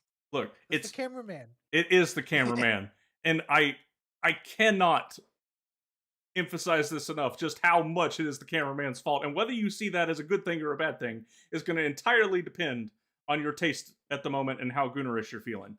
But No, the thing is that it's usually not my taste. Like I spent quite a bit of troubled time afterwards wondering if I'd become a pervert, and then Aristiel basically affirmed no, that basically the cameraman is just forcing you. yeah, Oh, okay. Is this in relation to the YouTube algorithm suddenly deciding that everyone needs to see Shalonen's butt? no, No, that sounds Okay. like your algorithm. That hasn't come up for me. I But watched haven't seen like any such 3 thing. or 4 Genshin memes, and suddenly it's like, here's Shalonen's butt. this is in gameplay footage because I can't find a good GIF of her in cutscene. But that should answer your question. Oh dear, do I dare look? Like we crossed Pendulous a while ago and have gone on to full self propulsion. Oh, it's the Mai Shiranui effect. Yes, I gotcha. and the cameraman loves it. Yeah, as does the player base. Yeah, I guarantee she made a whole lot of money. Oh yeah. Like So Genshin, Wuwa, doesn't matter. It's the same her troglodyte. her story quest was so distracting. Like she's on screen nearly all the time, Yeah, I thought her and the cameraman is making sure that you attend to her very carefully. Yeah, you are going to be intimately familiar with every slope on that woman. Well, two prominent. Cameraman knows how to make money. That's a bald faced lie. You're going to be intimately familiar with two slopes on that woman, and it's almost a shame because it is a relatively good story quest for her character quest. Like It's a little bit slow, and I did feel like I was playing Soul Reaver. Yeah, its pacing could probably have sped up a bit, but in terms of raw amount of time it took, it actually wasn't that bad. Well, it feels like it I don't slows. think about it. I don't think about it in that term. I think about it in terms of like, well, how did I feel about this character afterwards? And I did feel like I knew this character better, that I'd gained a better appreciation of who she was and what her role is in society, etc. Like, as far as an exploration of the person, Cantarella, I felt like it was a very well executed story. Yeah, the only shoe with the pacing I really had with it that made me stop and scratch my head was whenever the game makes me stop and read big long just books with just the text on screen. Like I'm playing a video game here. I know you guys are limited on budget and what you can show on screen time, but I would much rather something happen on the screen when you're presenting story to me. Well, there's a lot of things happening on the screen. Two really big things happening on the screen. Yeah, it's at all times. We need to practice our camera angles so that we can frame these perfectly. All those first person shots were preparing you for her cleavage. Yeah, all of the sort of the creative lighting decisions, they're all framing device. Yeah. So yeah, her character story is good. It's you do have to stop and read a lot in it. There's a lot of books and stuff that make stuff make more sense. If you don't stop and read them, I'm not sure how much it'll really click. I enjoyed it, so I don't really have any problem doing that. I read the books in Star Rail for fun. Yeah. But other than that, that one's fine. And then what was the next one I did? Next one I did was remember, I'm having a brain fart. Oh, it was Dog Girl. Just bring up the list of main quests Yeah, on that's your what other monitor. that's what or I had the to wiki do. or something. I had the streaming software on top of it, and I had to minimize it. Next was Dog Girl, and Lupa's story is, this is where they stopped doing character stories and just rolled functionally the character story into the main story. And I think they do it much better than the Hoyo games have done it so far, because the characters are intrinsically tied with the main plot to begin with, and what's going on in their region. And Lupa is a good character to introduce Septimon with.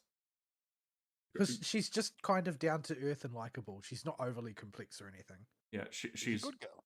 she's a drunk puppy girl who fights good. That's wheat juice to you. She can tell me it's wheat juice as much as she wants. It's been fermented a while before it got in her hands. Like she may be a wolf girl, but she's more of a dog, really. Yeah, I don't think of Lupa as a woof. She is definitely a puppy. And yeah, you get to control her a lot. She's fun to play. Not enough to pull back on a rerun, but Seraphis has got her and uses her quite heavily, but her strength is mono fire, and there's not really a good mono fire team at present. yeah, she's until what's his nuts came out, the new guy that's out this particular banner. She was actually Galbraina's go-to secondary. But Yeah, she's a very likable character, and like most of the other characters, her shit's not all torn up all the time, and like sort of like there's a amusing contrast in the fact that when Katathea falls asleep leaning against Rover, she's terribly embarrassed by this, whereas Lupa just sort of flops down on top of Rover. yeah, like it's really like, fun. You're a cushion, enjoy. Until Rover can't catch a break. aside from one scene in the gladiator waiting room after your semifinal match and the after story, if you're playing female Rover, it could just be two girlfriends going to save the day by punching stuff. Those two scenes though, they're very gay with female Rover. The subtext is a bit different. Yeah. Now so yeah. Well, I mean, speaking of, there's plenty like that throughout the entirety of Cantarella's quest as well. Yeah, that is. I don't know if anybody that was in charge of that quest even acknowledged that female Rover exists. No, generally speaking, Kuro don't. Like, female Rover is there for people who want to play the female character. The story is written assuming people are playing the male Rover. So yeah. But yeah. Lupa only has 2 bits that bump on that a little bit. But Lupa's cute. I like Lupa. She's fun. And then we have his art. That one. I having a brain fart. Did I miss a chapter here? Well, I mean, I think the importance of that chapter is that they basically integrate a lot of the sort of the approach that is pilfered from Hoyoverse regarding, the sort of permeability of fiction and reality. Okay, yeah. And that's going to be a very key factor moving forward with the plot as a whole. Yeah, okay. I was thinking Lupa's quest only made up one of the 2 acts, but it's actually 2 acts. Act 1 being the gladiator bit, and part 2 being the bit where you go to the underground part of the city and figure out what's actually going on in Septimon. and run into your boy Christopher. And you meet Bu Ling too.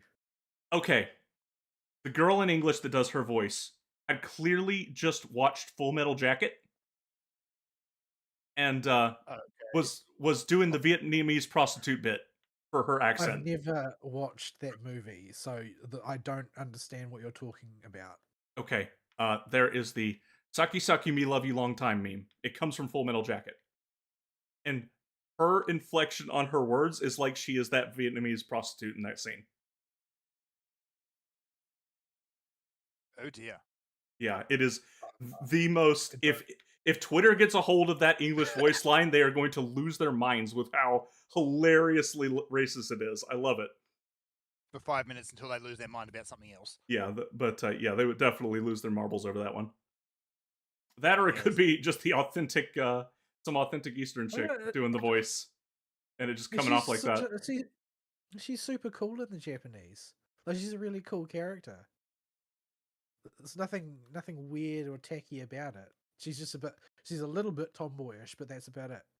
Yeah, no, she's Maybe it's just the voice actor just trying to do an appropriate accent and hitting just the wrong spot. yeah, it's I don't know who her English voice actress is. It's not so bad after the first cutscene, but the first cutscene is really bad, where she's putting on the fake Chinese accent. Oh dear. And she is so far the only character that has gone out of their way to clearly put on an accent in 2.0 onwards. Everybody else has been much better, and the voice acting overall has improved dramatically in quality after the 1.0 era. Not that there wasn't an awful lot of room. Yeah, we're up to some of the characters I would actually call good now. And it seems to be they just let the actors use their natural accents now. They don't force them to do whatever fake non-accent they had before. Yeah. It just doesn't work. Especially because the entirety of the cast sounds like they're European. A whole lot of Scottish people.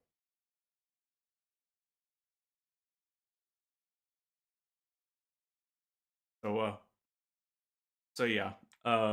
There's that. And then you got see what's next. Parlova's story. Parlova's story was my favorite of the stories I did, and it's really not even close. I just think everything about the quest in the underwater research facility was done really good. I liked her character story a lot. I thought it was suitably tragic for the type of character she is.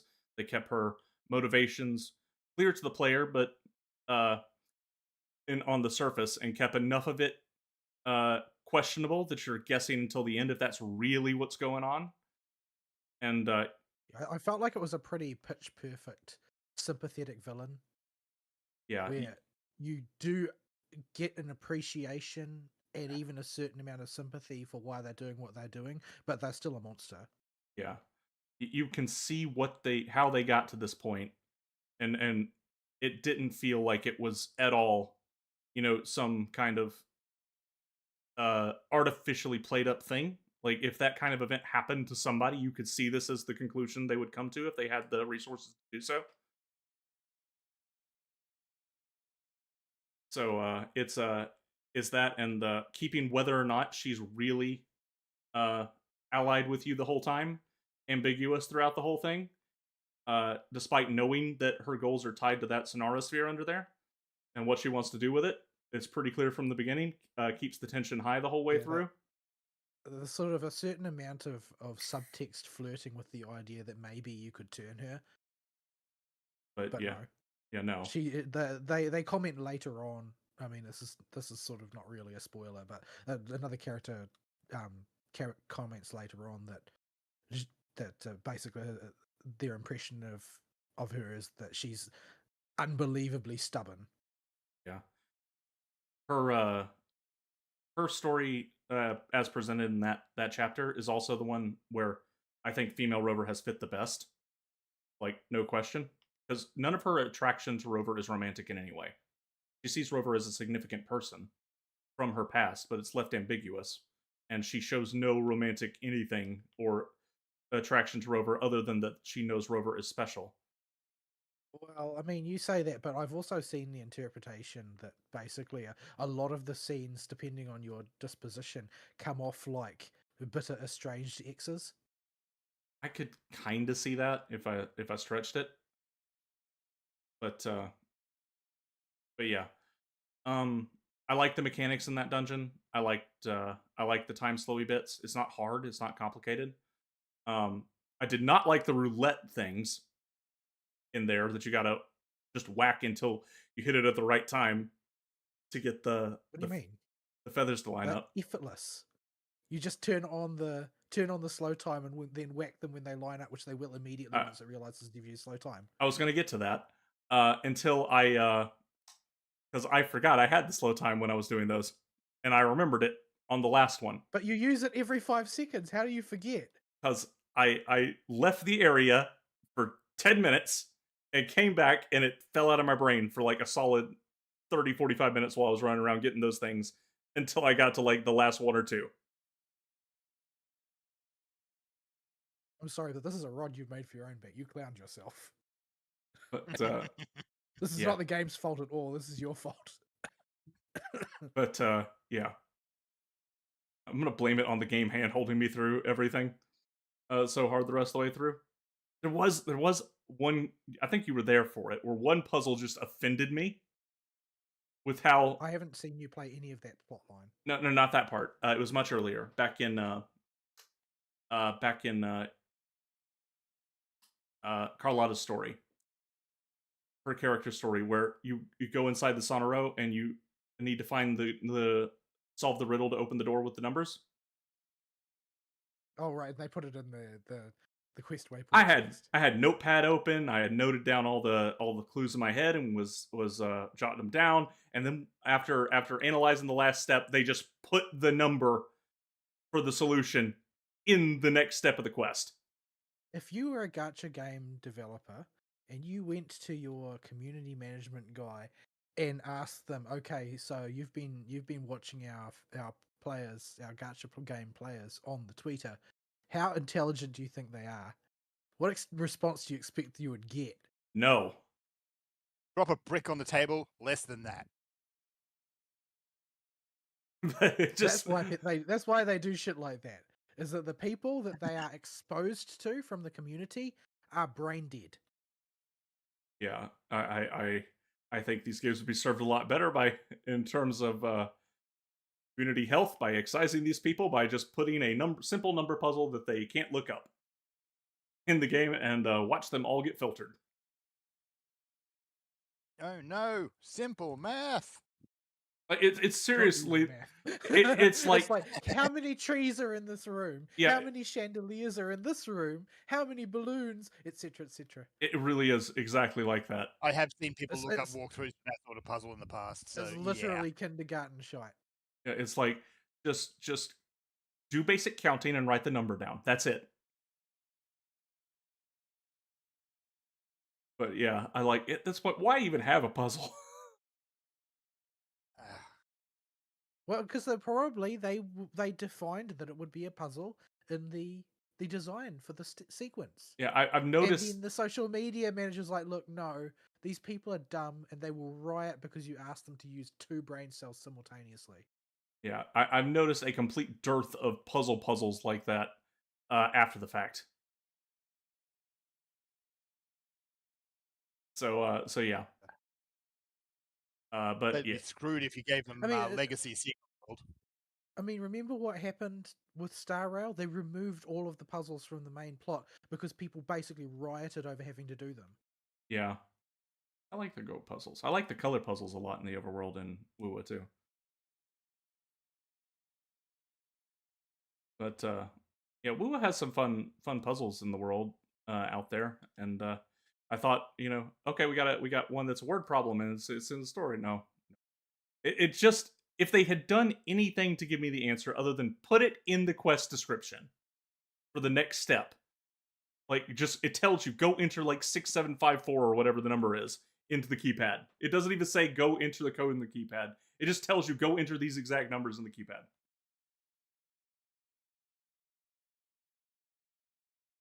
But yeah, And I've noticed after that those type of puzzles are just gone. I don't know what happened there, or they just decided, yeah, not worth it. They discovered that people who are playing their game do not have enough brains to walk and chew gum. Yeah. So yeah, that I Farlova's story is easily the best part that I played so far of Wuwa, and it's Apart 100% from the worth. boss, which I hated. The boss was It's yeah so bland. yeah it's a fight the boss, break the shield. During the interim phase between breaking the shield, go stand in the charged up bubble, stand in the Estinian bubble to survive Nidhogg's blast. And the animation, you just it's one of those fights where you will accomplish the goal of the fight early and just be sitting there waiting.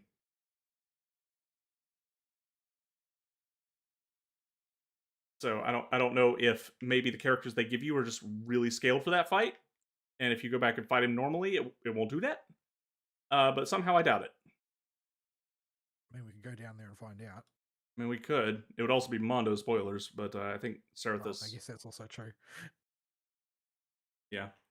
So yeah, I the villain of that particular story was a little flat, but I didn't care because the intrigue of whether Farlova was on our side or not supplanted how important he was. The story's not about him. Yeah, he's just It's there. not about him. He's there causing problems for Farlova, and that's all he's really there to do.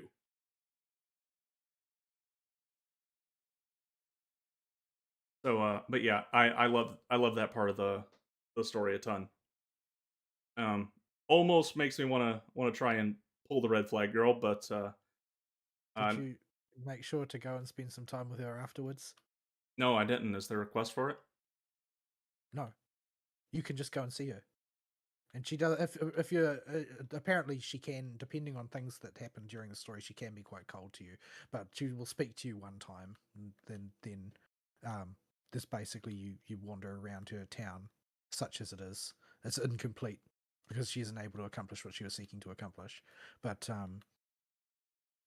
you can go and see her, and she doesn't hate you or anything after the fact, because your approval is just not important to her anymore. But yeah, you can go and talk to her. Yeah, girlfriend is a giant red flag. So that is, she is the reddest of red flags. Well, she's the sort of red flag that you get from somebody who would have been the greenest of green flags before something terrible happened to them. Yeah, it's what happens when somebody that was the pure-hearted innocent girl has life happen to it.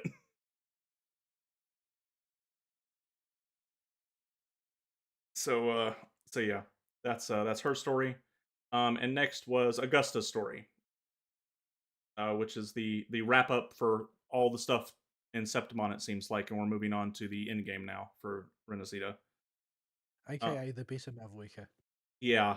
So right away, Septimon and Augusta and everything around her has better music than anything in Natlan. So much so that when my audio, yeah, so much so that the second the audio started dipping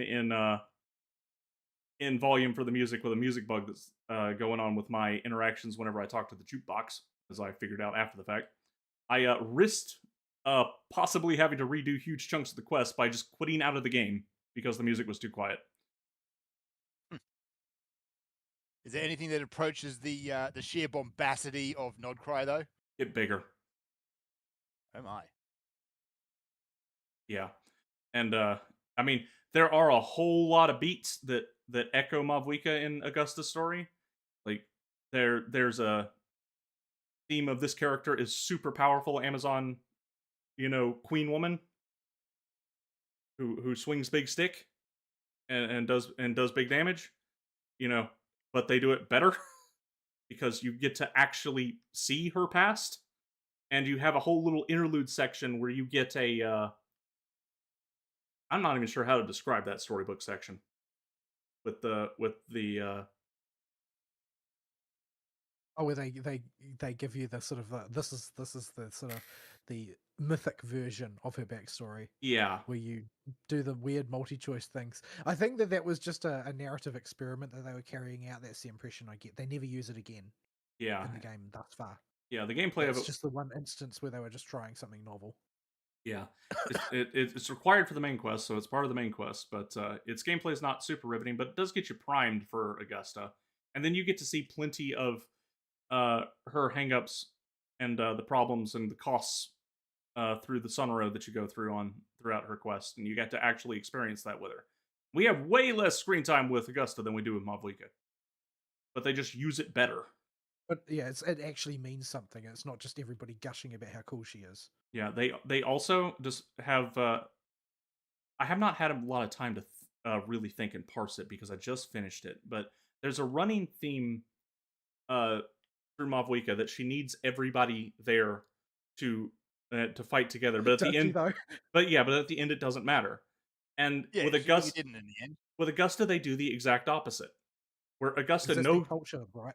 yeah, It's about who stands at the top. That's the culture. yeah. And at the end, Augusta does have a realization she couldn't have got here without everybody, and the title of hero belongs to everyone else. And you see the spirits of all the fallen heroes help her make her big, much cooler Kamehameha wave out of her giant sword of swords. But it just feels better that way. that feels like the better order to do it in. Well, I mean, that's because they've got they execute correctly on it in the sense that they have a system in Septimont where what you really need in order to become F4 is to be stronger than everybody else who wants to become F4. And that is what they tell you is the case in Natlan, like that they're a nation that prizes martial prowess above everything else, etc., etc. But what they do is they make Mavwika into a sage who never has to prove herself militarily. Yeah, you never, Also, one who just assumes that everyone's going to go along with her way of doing things. and everybody does. The only person who doesn't is Shalonen. Yeah, And because Sloan sees to her crap. yeah, well, and she still builds a bike for her. Man, that crash. You need to go watch the crash out if you haven't, Fern. Yeah, Shalonen is completely justified in crashing out on Mavwika at that point. Yeah, the Honestly, so is Traveler, but Traveler doesn't really confront any of his trends. So Because being F4 is something that's about strength, Augusta has to learn how to be a leader as well. So it's not just assumed by fiat by the story that she's just going to always make the wisest decision in every single situation. Like there's that expectation has not been laid on the viewer or on her as a character. And so it makes sense for her to, well, I'm just going to stand at the front because I've got the prowess to do so. And she's got various complexes about her own abilities and how she has her own sense of inadequacy about her strength, etc., etc. Where it's, oh well, there's these people who they've got all these talents. I don't have these talents. I'm just going to do the best with what I've got, and I might lose out eventually as a result of that, etc. But it's about her as a person being validated that it was worth it. She is the right person for the job, etc., etc. As opposed to spending the entire story being told that Mavwika is the right person for the job by everybody. yeah, and mostly by Mavwika. You get to see her have her hangups with this as she goes through and doubt herself repeatedly throughout the story. And but because she is actually a strong leader that got through grit, being tough, and raw willpower, you get to see her push those doubts aside internally with cutaways to her repeatedly, but you still get to see her struggle with it. And you also don't have the bloated cast that Natlan had, and Natlan really didn't help itself by introducing all the characters up front. I think again, because we basically just have the like two notable side characters, and with us for this trip with Augusta to go hunt the big dinosaur is what this starts out as. That's not the whole plan or the story, but I'm abridging it. Spoilers. And it just allows you to really have these characters connect more with Augusta and treat Augusta like, the central focus of her character story, and go into, what being Augusta is like. The only shoe I have with her presentation in the story is they repeatedly in the story, over and over and over again, even in the preview beforehand, talk about how she has a weak resonator ability, but they never go out of their way to describe it. Yeah, so it's basically magnetism. Yeah. She's Magneto, but because of the nature of their echo-based society, nobody really understands that electromagnetism is actually a god power. Because remember, during the Lament, the physical laws of the universe are written, and now frequency and vibration are the dictatorial rules, and electromagnetism is sort of a novelty. Yeah. But So basically, yeah, magnetism is her power. yeah, if she could swing that sword of swords one-handed, I mean, seems good to me. And you get to play as her a lot in that story, and will get intimately familiar with her kit, as intimately as you It's can, given how complex it is. Like I was saying in previous shows, I feel like her game feel communicates who she is way better than Mavwika's does. Yeah, there's a Like, she feels like the person she's supposed to be. She feels like the gladiator queen, as opposed to Mavwika, who just feels like some sort of weird biker chick. yeah, she has a very complicated kit that you'll push the buttons and start to figure parts out of. It's actually really quite simple. It's just that it's not like any of the other kits in the way that it functions. Yeah, and it all just builds up more and more momentum with these big, huge, heavy attacks until you can do the mega finisher at the end that absolutely destroys everything. So yeah, it's I liked her story a lot, but it's second to Farlova right now, and since they're on an upswing and it's just getting better as it's going on, I'm eager to see what they do with our girl Galbrena and how they close all this out. Well, the thing is that we're leaving Septimont after the Septimont story, right? Yeah. Whereas Frolova is still a member of the Fractsidus. She's going to be back. Yeah, because I didn't go back, I still didn't know she was still alive until you. Oh, no, because she sees her body's indestructible earlier in the story. She can't be killed by any conventional means. Yeah. So Well, the only reason that you would think she's dead is because she's stabbed, but stabbing Frolova is not enough to kill Frolova. Well, you see, she needs to have, basically she can only die of exhaustion. That's about it. There were two things that made me think she was probably dead or might be dead. I didn't think they'd keep her dead. And that's Rover will stop and note that she's losing a lot of blood, and stop to heal her partway through the story that she's involved in, as though this is a critical issue that needs to be dealt with. And two, she has been lying to you. She got hit by a meteor and survived, Aristeel. That's true, but Rover is special. A meteor. A meteor is worse than getting stabbed in the ribs. I'm aware. Meteors probably hurt, but they probably don't hurt for very long for most people. Have you considered that the meteor was not the protagonist? Not for very long, anyway.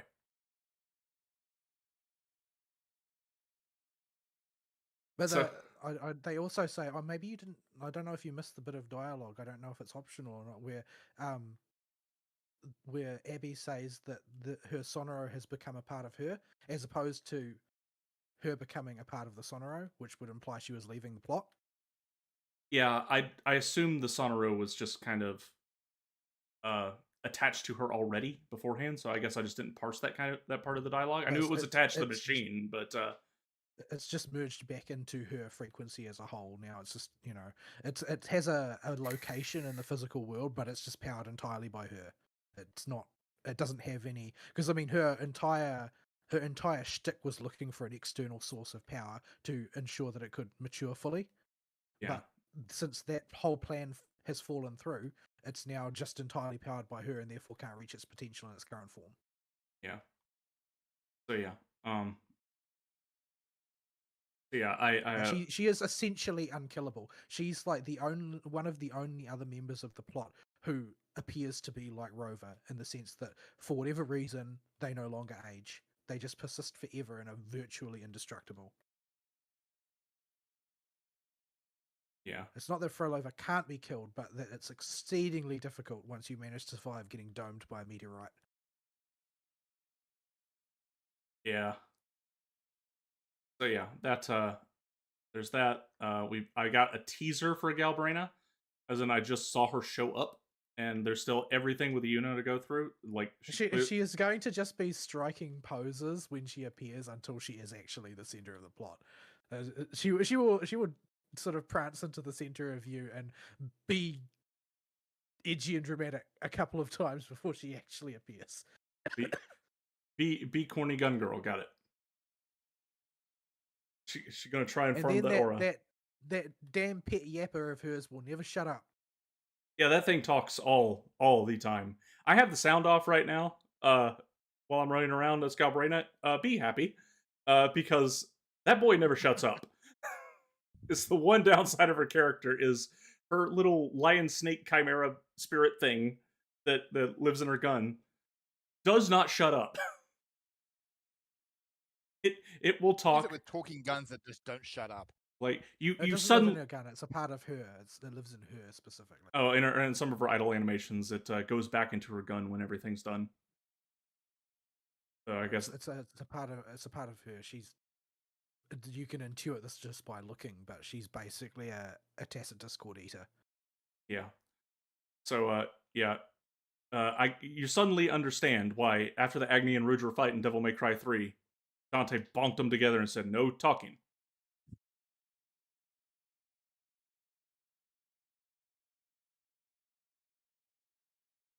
So yeah, that's where we're I at don't with think that. any of the other tacit discord she has talk though. I think it's just him. Yeah. So he says enough for everybody, so don't worry. yeah, bro loves the yap. But he's so dramatic and hammy and scenery chewing in English. I'll let him pass, even though it drives me nuts with the raw amount of talking.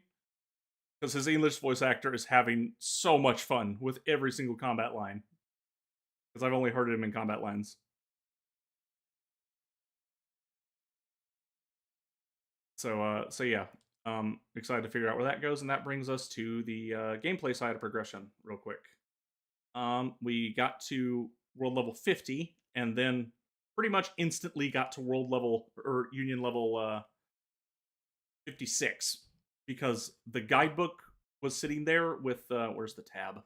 Pull it up since I got it on the screen. The milestone section. You will notice the stage reward over there includes 15,000 Union EXP for stage 9. And stages 6 through 9 are about all like that. So you will just get like a gorillion free Union ranks for doing that. To make sure that you level far faster than you can handle. Yeah, you will notice my cube supply is in the teens for stamina refreshes. I've stalled out at 60 and haven't moved up because, frankly, I don't think that I can survive. Or at least it would become very inefficient, rather. And, I mean, like, I can go back and take care of myself reasonably well on, like, the mountain or whatever, but it's still a lot slower. So I kind of want to be able to ascend my characters as soon as I move up a world level.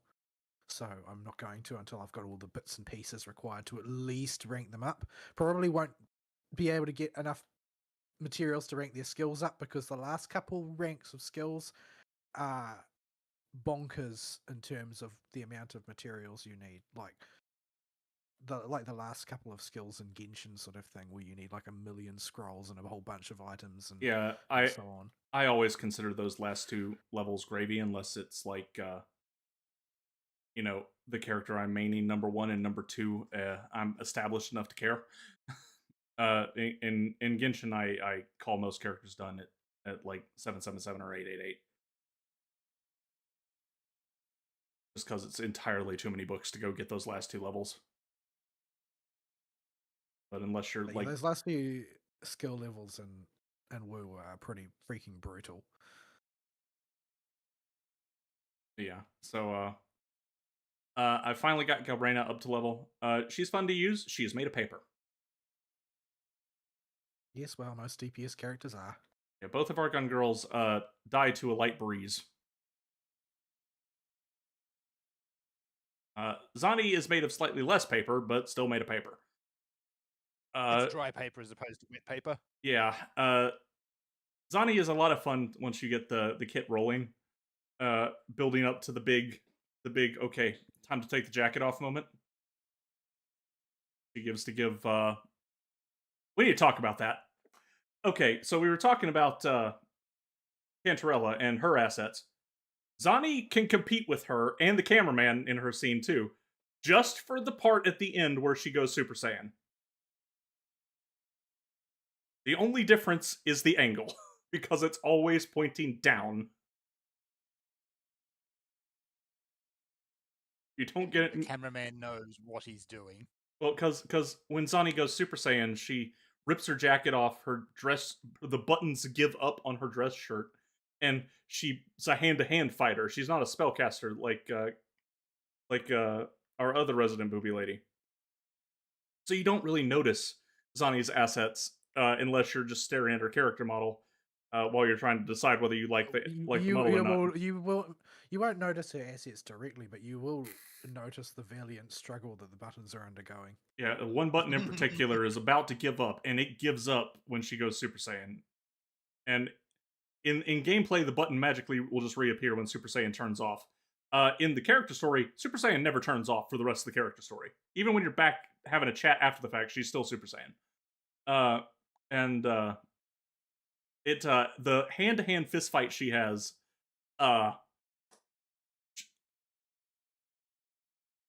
you understand how she keeps the momentum between her strikes. Let's put it that way. So the only time that a character could compete with Cantarella on asset mobility. Running out of euphemisms here. I'm having to stretch. It just so happened that I was going to pull Phoebe. She was the only character I had on my radar after Galbrena. Galbrena doesn't have any real teammates aside from a character that I'm not going to pull because he's a Nikki boy. And he's on the banner right now. So I looked at Zani, as I mentioned before, and she goes well with Phoebe. And I liked everything about her character design and the fact that she had the blonde super mode and the horns and all that. So I got Zani. So the good news about building a team with Zani and Phoebe is the third character for that team is free. Because it's Spectral Rover. So I happen to have a workable team. It's not one of the best teams, but it is a perfectly fine team still. It hasn't been power crept out. Well, if you say, "Oh, well, it's not one of the best teams," it hasn't been power crept. It's like you're still talking about as though you're competing in the end game at the top level. Yeah. So in the end, this is not relevant to normal people. You should be playing characters you think are fun. Yeah. So yeah. It just so happened that way that I will also have a competent team is what I'm getting at with it. Once Phoebe comes out, Phoebe will be on the next banner that rolls around, and I've pre-made her Echo set. The ones costs need help. We're gonna have to redo those completely. I think keep fishing. The 3 costs. One of them is workable. The other one needs help, and the 5-star is dang near god tier. God piece. Yeah. So the 4-star piece, 4-cost piece of her gear set is done. Don't have to think about that anymore. I posted it in mobile games because I was kind of flabbergasted something finally rolled that good. You need more discount Sephiroths. No, I don't. You do. The game said you do. Yeah, the game loves giving me Timu Sephiroth. Honestly, he's the Chi-Chi for you in this game. I still don't have Chi-Chi in Genshin. Yeah, I do. It's the most recent one that I got. I have several Chi-Chis. But the real question is, how is your Mora doing? That's what's going to bottleneck everything because I'm calling 888 done for the characters. for now. But number one, I'm bottlenecked by weekly boss drops on that for skill levels. Let me pull my inventory up here. I just accidentally opened photo mode. That's not what I want to do. Yeah, I'm not sure what I'm going to do. Weekly boss drops are the thing that will throttle you the most. I'm sort of like debating maybe I should try and move up to the next world level before I do my next set of weekly bosses, just to increase the odds I get more, because that throttles you more than anything else in terms of progressing your power. There's no two ways about it, which is why they introduced just recently a special paid set to just buy a whole pile of boss mats outright so that you don't have to wait for the boss rotation. Yeah, I've got 1.6 million in the bank still, but most of my characters are still floating around. You know, a couple rank 7s, and That's pretty grim considering how much exploration you did. yeah, I rerolled a lot of echoes to try and get some workable sets. And some of them were just not playing ball. Like you don't use all your echo boxes too. I still have some echo boxes for which is it? I have 16 Overlord class echoes for defeated Overlord class echoes, and 26 Elite class echoes for any Elite class echo you've killed before or you've collected before that I just have not used. They're just sitting there, waiting until I get to the very end so that I have the full roster to pull from. Because I can go get most of the other ones. Expanding the roster, so yeah. But yeah. So yeah, I've got the echo situation in a spot that's fine for now. A couple pretty good pieces, mostly 1 stars. The 1 and 2, 3 stars are scattered around. They got like 2 workable stats, but that's good enough. And yeah, I'm calling those good. The problem's going to be skill levels, and I got to level up Phoebe from scratch and her weapon. If I go to the Ascension Planner, by opening resonators and hitting right stick, go to Phoebe, and we can see where we're at in pre-farming. As you can see, I don't have any boss drops yet, but I've got enough EXP to get her to 80.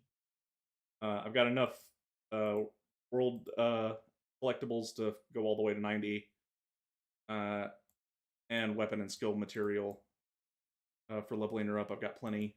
Got plenty for her weapon. Her echo set's done. Skill levels, I need more tops. I've got 8 of the weekly boss drops for her because I did grab a few ahead of time.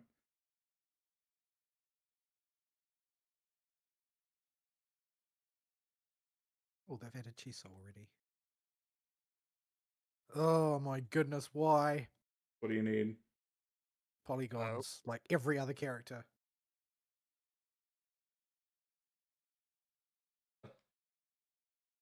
Oh, yeah. Things that Zani needs. Needed. Yeah. It seems like when those are going to be the material type when you first start the game, you just got to go stop and murder them occasionally until you aren't leveling up as many characters and can start building up a stockpile.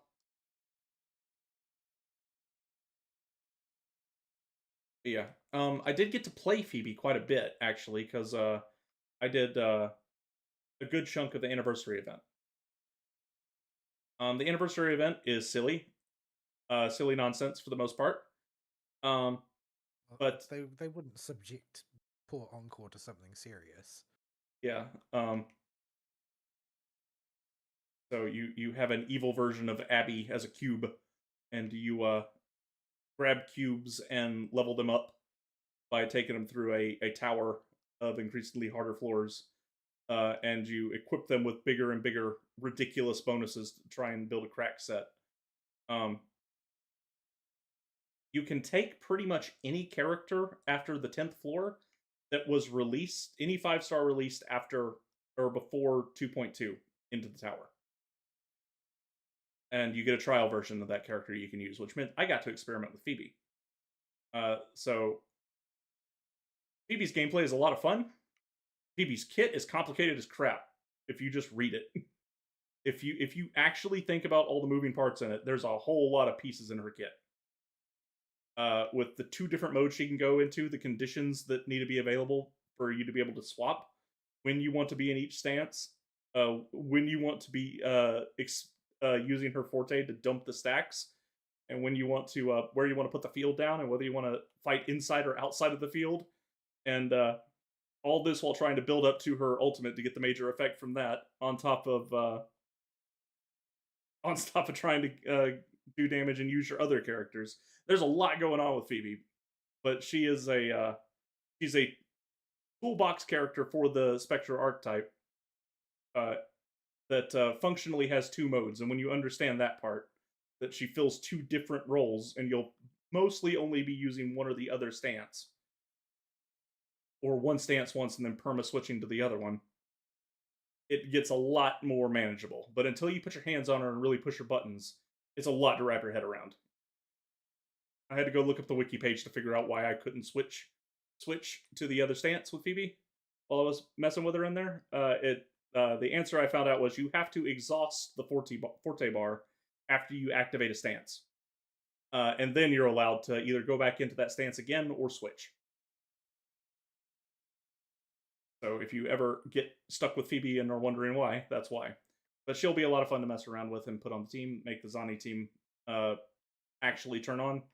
Because right now, whenever I pull Zani out for world exploration, I have to work very hard with Rover to get that Spectre Frazzle built up for Zani to be able to use her ult at full juice.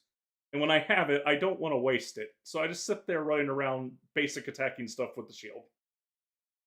Rainy day. Yeah.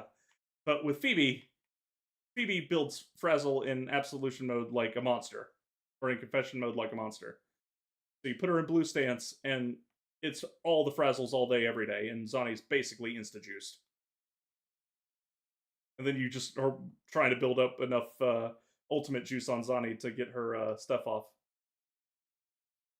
So it makes it way more playable for general purpose gameplay, just having Phoebe there. So Phoebe is more than just a useful in-game tool for Zani. If you really want to make Zani really usable in the world and not have to stress about your meters as much, Phoebe's really, really handy. Also, her charge attack in the air is adorable. She gets on her staff and flies it like a broomstick. You see her doing that a couple times later in the story. Yeah, and you can just hold this button down and go flying for quite a long time.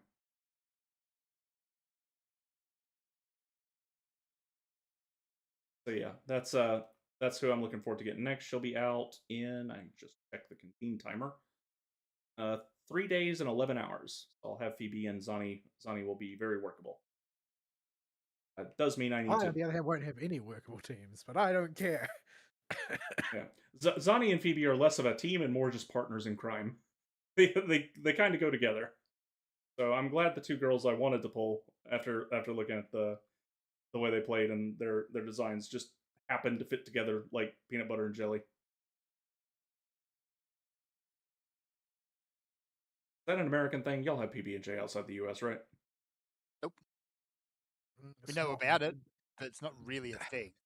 We know the phrase, but only because of America. Okay. The stock standard, yep, that'll taste fine. Lunch food. Just you do it because it works. Yeah, the 3rd member of that team is you can put Rover in there and it's optimal for more frazzles, but you can really stick whoever you want there. All the team cares about is Phoebe and Zani doing Phoebe and Zani things.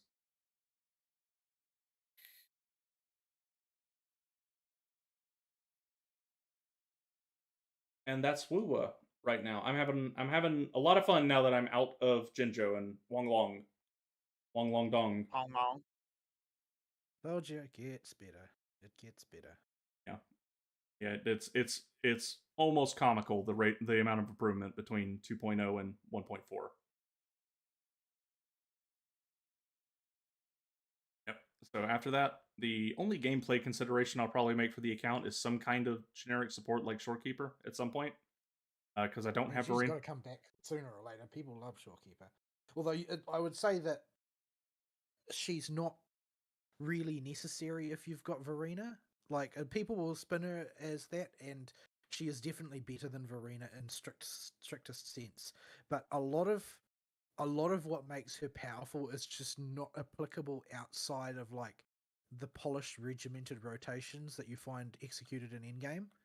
Like for world exploration, she's about the same as Verena. And in fact, if you need a lot of healing and you need it fast, Verena's probably better.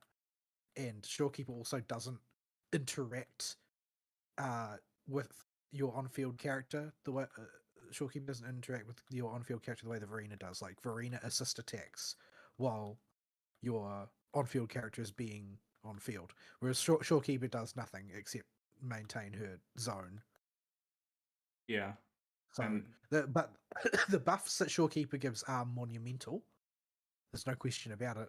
The thing is that you have to work to get them up, and you've got to hit that bonkers 240 to 260 energy regen in order for her to actually rotate properly. yeah. So yeah, that's the only gameplay consideration I'm considering. I kind of want to pull a girl who I can't remember the name of just because her gameplay was a ton of fun. Arrow Dot Girl. Like just her, Cardathea. yeah, Cardathea, because her animations were just a ton of fun and felt really good. And the little bit you get to use her in the story. Yeah, But they are definitely bombastic. They did not forget that she's boss material. yeah, well, half of her is. But yeah, I contemplated her, but I'm sort of a little bit lukewarm on pulling her. Like, because it's just like, oh well, am I going to commit to the Arrow team or not? Because if I'm not ready to commit to it, then I'll think about it again if it turns out she's one of the top picks to pair with Chisa, which is possible because Chisa's very debuff focused. But I can make that decision at a later time. Yeah, but other than that, I'm just if somebody comes up and I liked their story and they're cute enough and I got the resources, yeah, sure. I I'm did not. momentarily think about pulling Cantarella since she's coming back on the banner, but number one, distracting. He's Number like, two, you can play her alongside Carlotta, but apparently the Carlotta Cantarella team does work and does put out silly numbers, the build requirements are insanely difficult to meet to make it work. yeah, I saw her as the second recommended character after Painting Girl. I mean, just think of all the RP slow walking you could do at my camera while we're doing the show.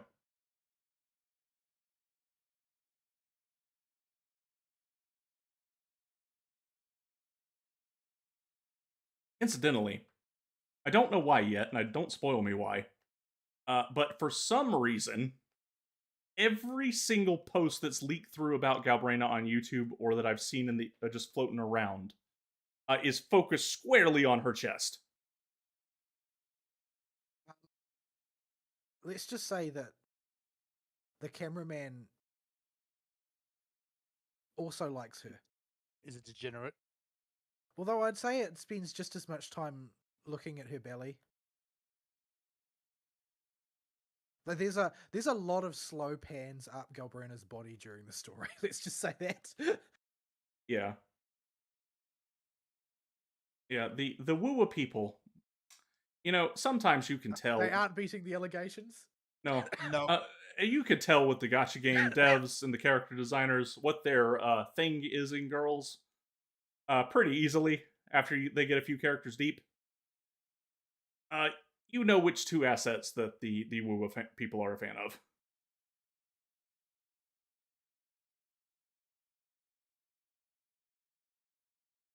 It's a change from Genshin's cameraman who just loves thighs. I do like them. Well, I mean, Ari's going into Yuno's arc next. Yeah, so there might be some thigh appreciation yet. No, we're not going to get that high. Yeah, Yuno's cameraman You got has a thing for the grippers. Yeah, every single gacha game dev team has 1 foot guy on it. More than one. Let's face it. I really I don't have any good reason to pull for Yuno, but she also is a character that has a really fun kit to play, much like Cardathea. But you also are pulling the foot person character whose tacit mark is on her foot, and the camera will make sure to check on it. Well, Cantarella's is on her tongue, Ugh. Can you even see Zani's without her coat taken I off? don't know where Zani's. Is it on her hand or something? It's on her abdomen, I think, somewhere. You can't see it until the coat gets blown off and her jacket pops open. I see. Shorekeeper's not human, so she doesn't have one. Carlotta's is definitely in a Guna location as well. Burnham? You can see if you look Hang on. at I the gotta go base back of to her that spine. picture.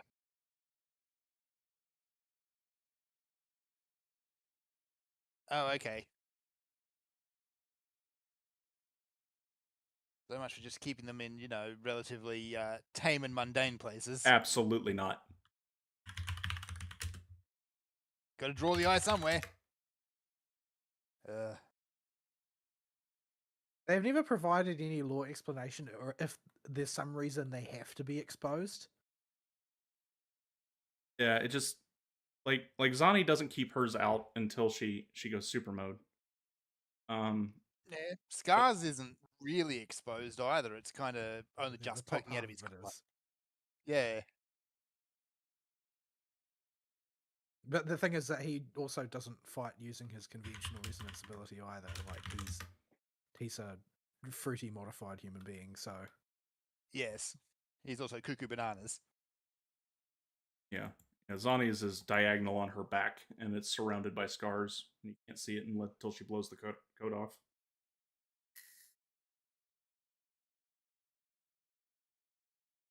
Can you actually... Does the back of her shirt... Yeah, she has a back of her shirt. It just explodes when she goes Super Saiyan. That's probably why they need to be exposed then, just to stop exploding clothing. It's possible. Zani's...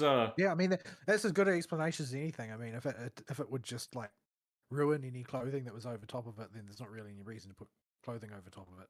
If Zani's already accepted the fact she's going to destroy her shirt, so yeah, like male Rover's gloves make 0 sense, because otherwise it'd just be a regular glove, except he's got a hole cut in it just for the resonance mark.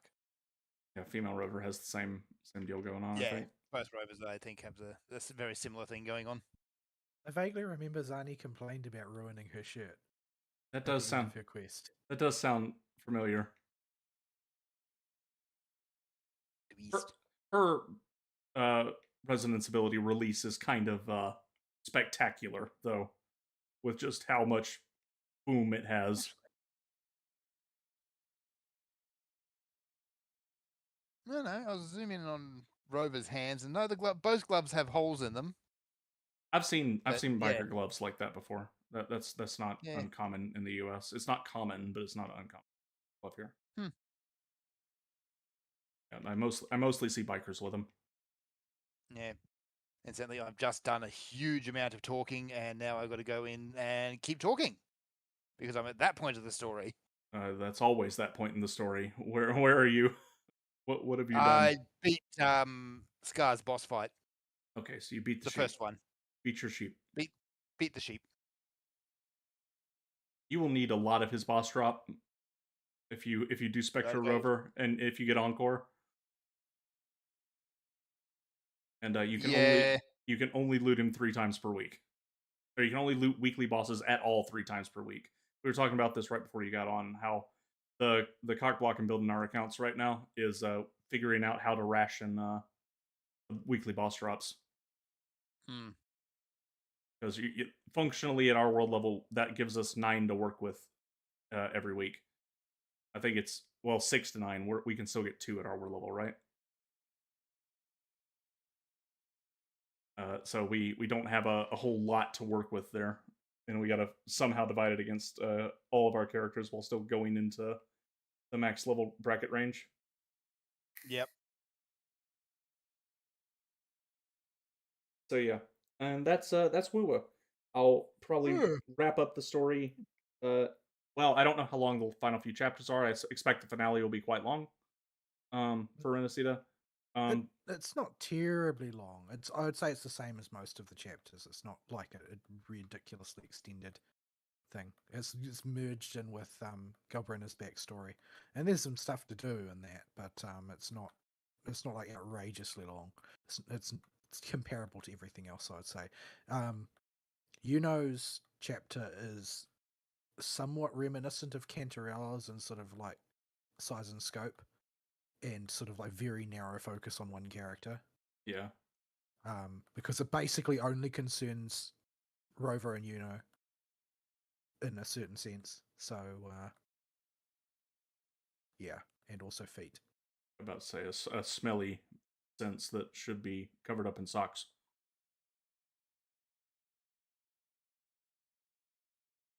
So yeah, I'll be able to talk more about that next week. I'll have Phoebe. I'll have messed around with her a bit and tell you how that works in the Sonny team.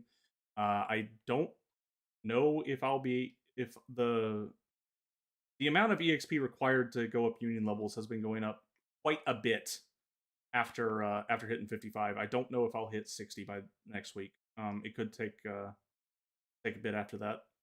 And I don't. If Vol's saying he's going to bump his world level up, I'll probably I can do level it. down, so it's fine. Okay. Yeah. I'll because it's like a Genshin that you can lower it like once every 24 hours or something like that. Yeah, I think it's 12 hours. You can adjust it up or down one level, or So one level or back to your original. So I can just lower it if you need to come into my world, but I'll probably raise it specifically to do the weeklies farming in the hopes that I can get an extra bits and pieces here and there. Yeah, I may hold my fire on bosses just to do that for the weekly bosses. If I could fight a freaking dinosaur, level 120 dinosaur for 20 minutes with Baizi doing dodge counters, I could probably take a level 90 or 100 weekly boss. Yeah, the regular boss that Chisa needs is Mia, and the weekly is I think it's Fleur de Lis. So I need to go. I've never actually fought her before post story, so I don't know if I'm going to be very efficient. I can't possibly be as bad as Hecate because Hecate takes me to school every time. You can't. You cannot go walk up to Hecate. You've got to sit there and parry her crap. You're just gonna get whopped. But the boss I need to murder is the most obnoxious one for Phoebe. It's Jue. Mr. Run away from the you. I need that for Shorekeeper. So I hate that fight. It's like I just can't get any time on target. It's very frustrating. He just loves to run away. So yeah, I'll have full context for the story, so we don't need to worry about spoilers then. And yeah, that's Wuwa. Well, except for Fern's sake. Yeah, except for Fern's sake. But he's making his way through. He's about a little bit at a time. About halfway through Act 1, probably. Maybe not even. Give or take. That's okay. The back end of Act 1 is Black Shores, and that's when the quality starts to ramp up before you hit. Yeah, I think you mentioned previously it's like the sheep boss fight is where things actually start to turn upwards. No, not quite. You got to get through the actual final boss of Act 1. Oh, okay, got another boss. I think it'll be like the Overthrax arc, I guess.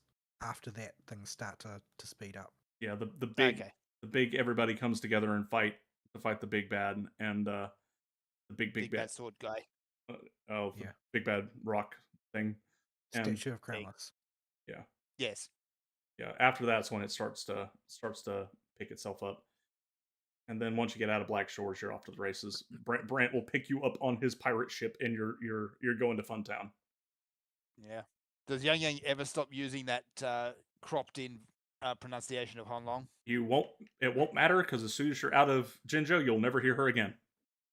No. She's the one who writes the letter to you every time there's a survey. It's always structured as a letter from Yang Yang. Telling you about what's going on and how you're doing, sort of thing. Oh, I see. So you will hear from her. She just won't appear on screen. Yeah, she won't talk. So yeah, Jinzhou has effectively been shoved in the cupboard for now until they figure out what to do.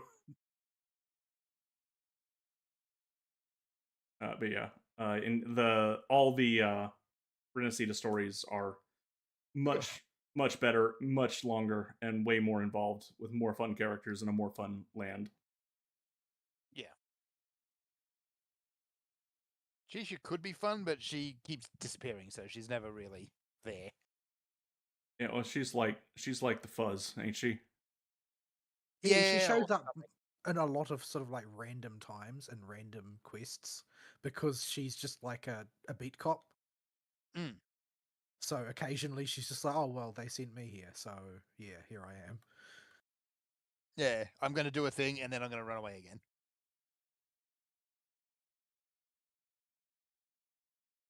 Poor Alto has been the character relegated to hold this gear set for the next character because I will never ever use him.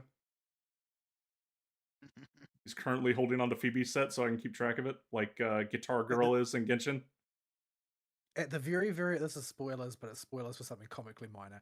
At the very end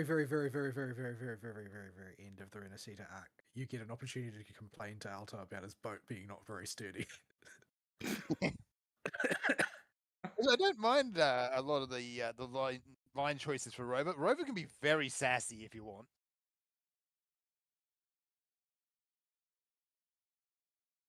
Yeah. Not quite Stell degree. Stell is just, mirror smooth brain. Yeah, once they kind of figured out what they were doing with Trailblazer, they just made Trailblazer completely dense. I still love the best part about Star Rail for a comedy bit when you're controlling March 7th during the war dance and you look at an empty bench and you have the option to make her talk to the empty bench like she's Stell. Yeah,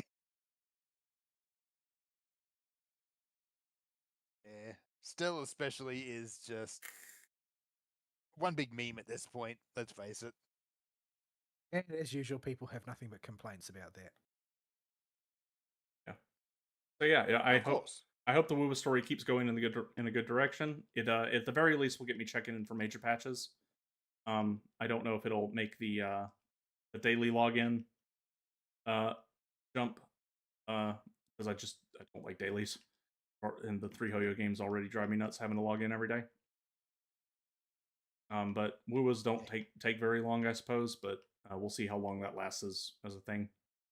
I'm not planning to break into in game. I'll have a team, but at present it is still very much just I'm here for the story and the play the characters that look fun. And it's another one we can do multiplayer, which has a lot of points going for it. Yeah, when the story lets you. Yeah. As opposed to telling me over and over, no, you're involved in a story quest, so you can't go into co-op.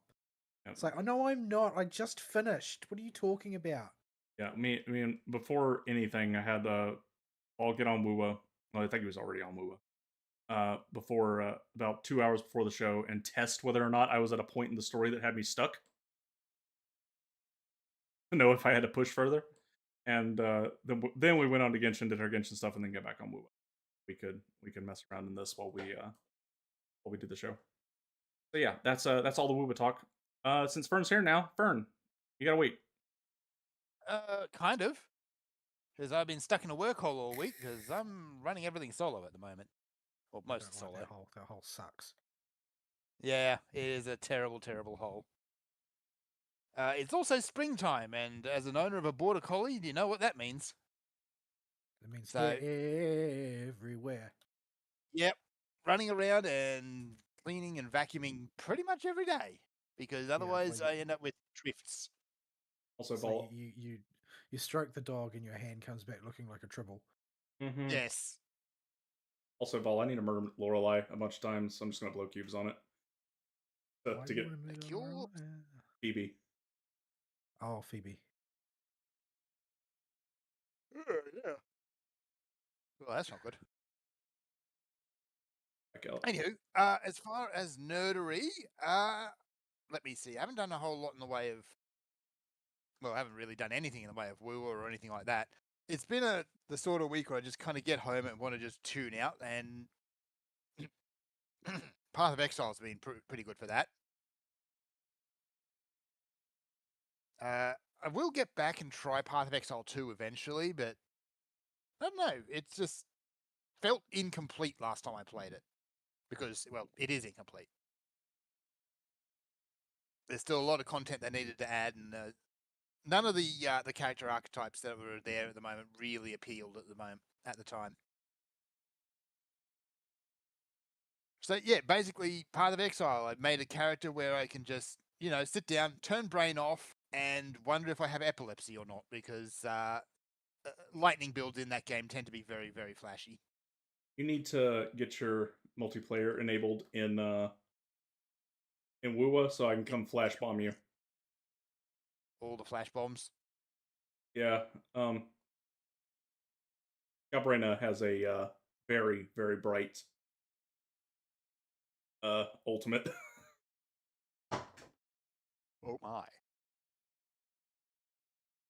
Incidentally, can I do the thing? Yes, I can do the thing. I have blue gems. You start the challenge, my thing disappeared. I'm not sure why she's not spawning. You were able to spawn her.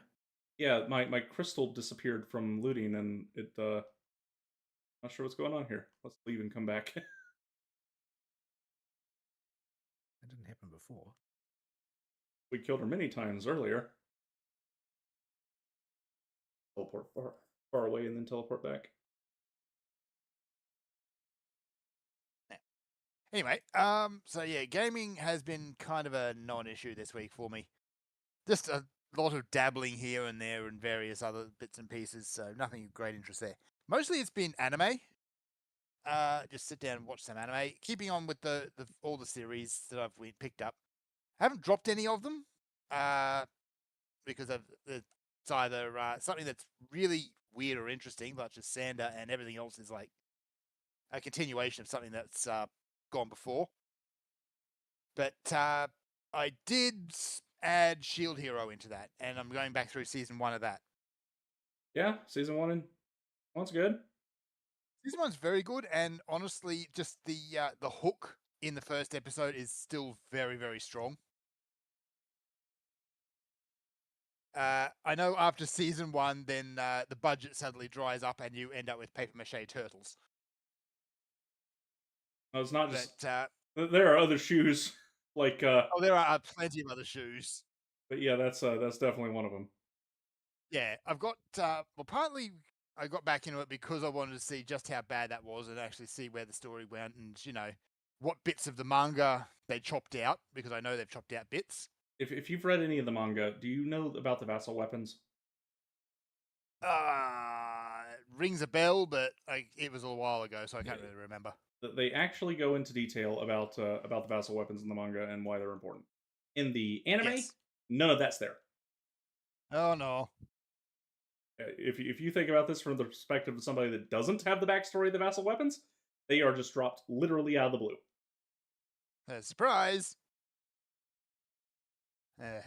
So yeah, the other reason I got back into it is, of course, Isekai Quartet has somehow made the spear hero worse. What? Yeah. He's yeah. I think you just kind of go see it. On the plus side, he has absolutely zero sense of self-preservation, so there's that. Fine.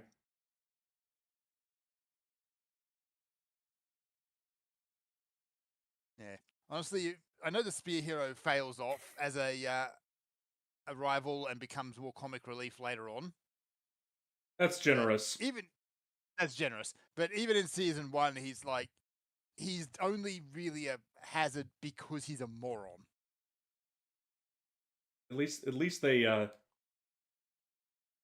kind of toned down his version from the manga, which was even more insane than it shows you in the anime.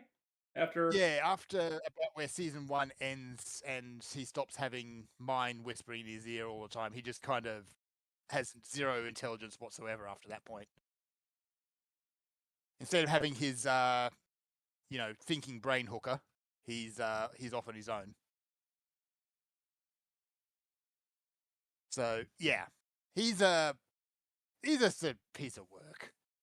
The other two, the sword and the spear, sword and the bow heroes, are dumb in their own ways, but they're not completely oblivious. A lot of their problems come. Yeah, a lot of their problem comes is because they keep believing they're living in a game world. They read too many isekai stories. They don't get so disenfranchised with women that their spear turns into a giant dildo. No, they don't get to that point. And I just ran up a hill and I have found Wuwa Nahida. Oh, that's where you're at. Yep. Hello, Wuwa Nahida. So really, that's basically been it. It's not been a big nerd week for me. It's been just work. But yeah, it's just been interesting keeping an eye on the news this week because there's been a few happenings. So, you want to gnus it up? Let's talk about the fun one first, and that is the Gabe Cube. And it's the surrounding peripherals. I love the Gabe Cube just for the name. It took all of 3 seconds for that name to catch on. It was inevitable. Yeah. So, yeah, Steam announced a set of new hardware, a console called the Steam Machine, which everyone calls the Gabe Cube, a new VR headset, a new controller, and it's the Steam Deck. Yeah, the Steam Deck's not getting any updates, I don't think. I think it's just... Oh, and by the way, no, this still I think exists. It's still the same Steam Deck. I haven't dug too deep into the specs of the systems yet because they say they're using a custom AMD chip and a custom AMD GPU. It's not really. Really. So it's not an off-the-shelf part. It is soldered onto the board. Because I have no interest in buying one, but I'm always interested in the technology. Yes. Basically, the only real customization that has been done has been to lock off the parts that aren't necessary. So it's more like a trimmed down system. Unlike the Steam Deck, for instance, though, it is an x86 architecture chip. It's very conventional in that way. But it's not like a 100% custom piece of kit. It's very much just modified in order to keep power draw and such like under control, and to keep thermals under control type of chip. And it's all they're not that powerful as well. That's the thing. They're not weak. They're not like gutless portable technology, but they are also not like, it's not exactly top of the line stuff. I'm not exactly sure where they will draw the line on the different versions, but it's worth mentioning though, because people keep saying, "Oh, it's fully customizable because it's a PC." No, it's not. No, it's not. The GPU and CPU are soldered onto the board. You cannot change them. The only things you can do is you can swap out the M2. Oh, you can get shot standing up here. My goodness. You can get you can change the M2 and you can change the RAM. It just uses laptop RAM, but that's pretty much it. If you really want to, you can put Windows on it. But why? Like that's the only thing that makes me interested in it is if it's powerful enough. Whatever time I'm seeking to replace my PC, is it powerful enough to let me do away with Windows? Because I deeply resent my computer continually trying to install Windows 11. Mm-hmm. I've stopped mine from trying it, although there is an update there, so that might undo it. I don't know how I stopped it asking. It undoes it every time you do an update, and it will get back to asking it again. It does not respect your decisions at all. So that's, for me, honestly, is probably the most interesting thing about the Gabe Cube is the architecture it's running on. Is this going to lead to a desktop version of SteamOS? They are putting it together in-house as well, which is a big difference compared to the original Steam Deck project, which was depending on other manufacturers. We saw how that worked out. Yeah. So yeah, it's got decent. It's got a good amount of RAM, and it's got a terabyte of storage on it, unless you go for the cheap version. The cheap version's only got 256 gig. So we'll see what happens on that. Oh, sorry, that's the headset. That's for the VR built-ins. From what I can tell, just skimming through the specs of the VR goggles, is it's more or less on par with the Quest 3, maybe a little bit better in some places. The More. specs won't matter. Specs don't matter for these things. The spec No. doesn't tell you anything. It's all about the Ultimately, no. implementation. Everything is a software problem. Yeah, it's got the pancake lenses, which is one of the big things you want to look for. But the big unique thing for this is it's got a dual radio Wi-Fi adapter, basically dedicated for wireless play on this thing. Yeah, Yeah, they come with a router dongle. End of story. No more RE shenanigans just trying to get your thing to work. Yep, But, no more routing it through your Wi-Fi and hoping no one's going to start downloading something big. This makes streaming also much more practical because it's got a dedicated channel and they've got some interesting technology to try and reduce the stream load. Yeah. So as far as what the controllers are, again, if you've used the Quest 3, or you basically use the same controllers, they're the same sort of layout. Hopefully the thumbsticks are a bit more robust than the Quest 3 ones. But I think at this point, VR controllers have kind of settled into their shape. Well, I mean, that's always the case until it's not. Yeah. Until it's You not, remember exactly. for a long time the Super Nintendo controller was just the controller. And then yes, then the analog sticks came around. I remember the days I played the Master System. That thing had pointy corners on its controllers. Childhood. Help me kill my boss. I'm coming. It's loading. It says 10%, and I'm stuck. I'm hoping it's still loading and hasn't crashed. There it goes.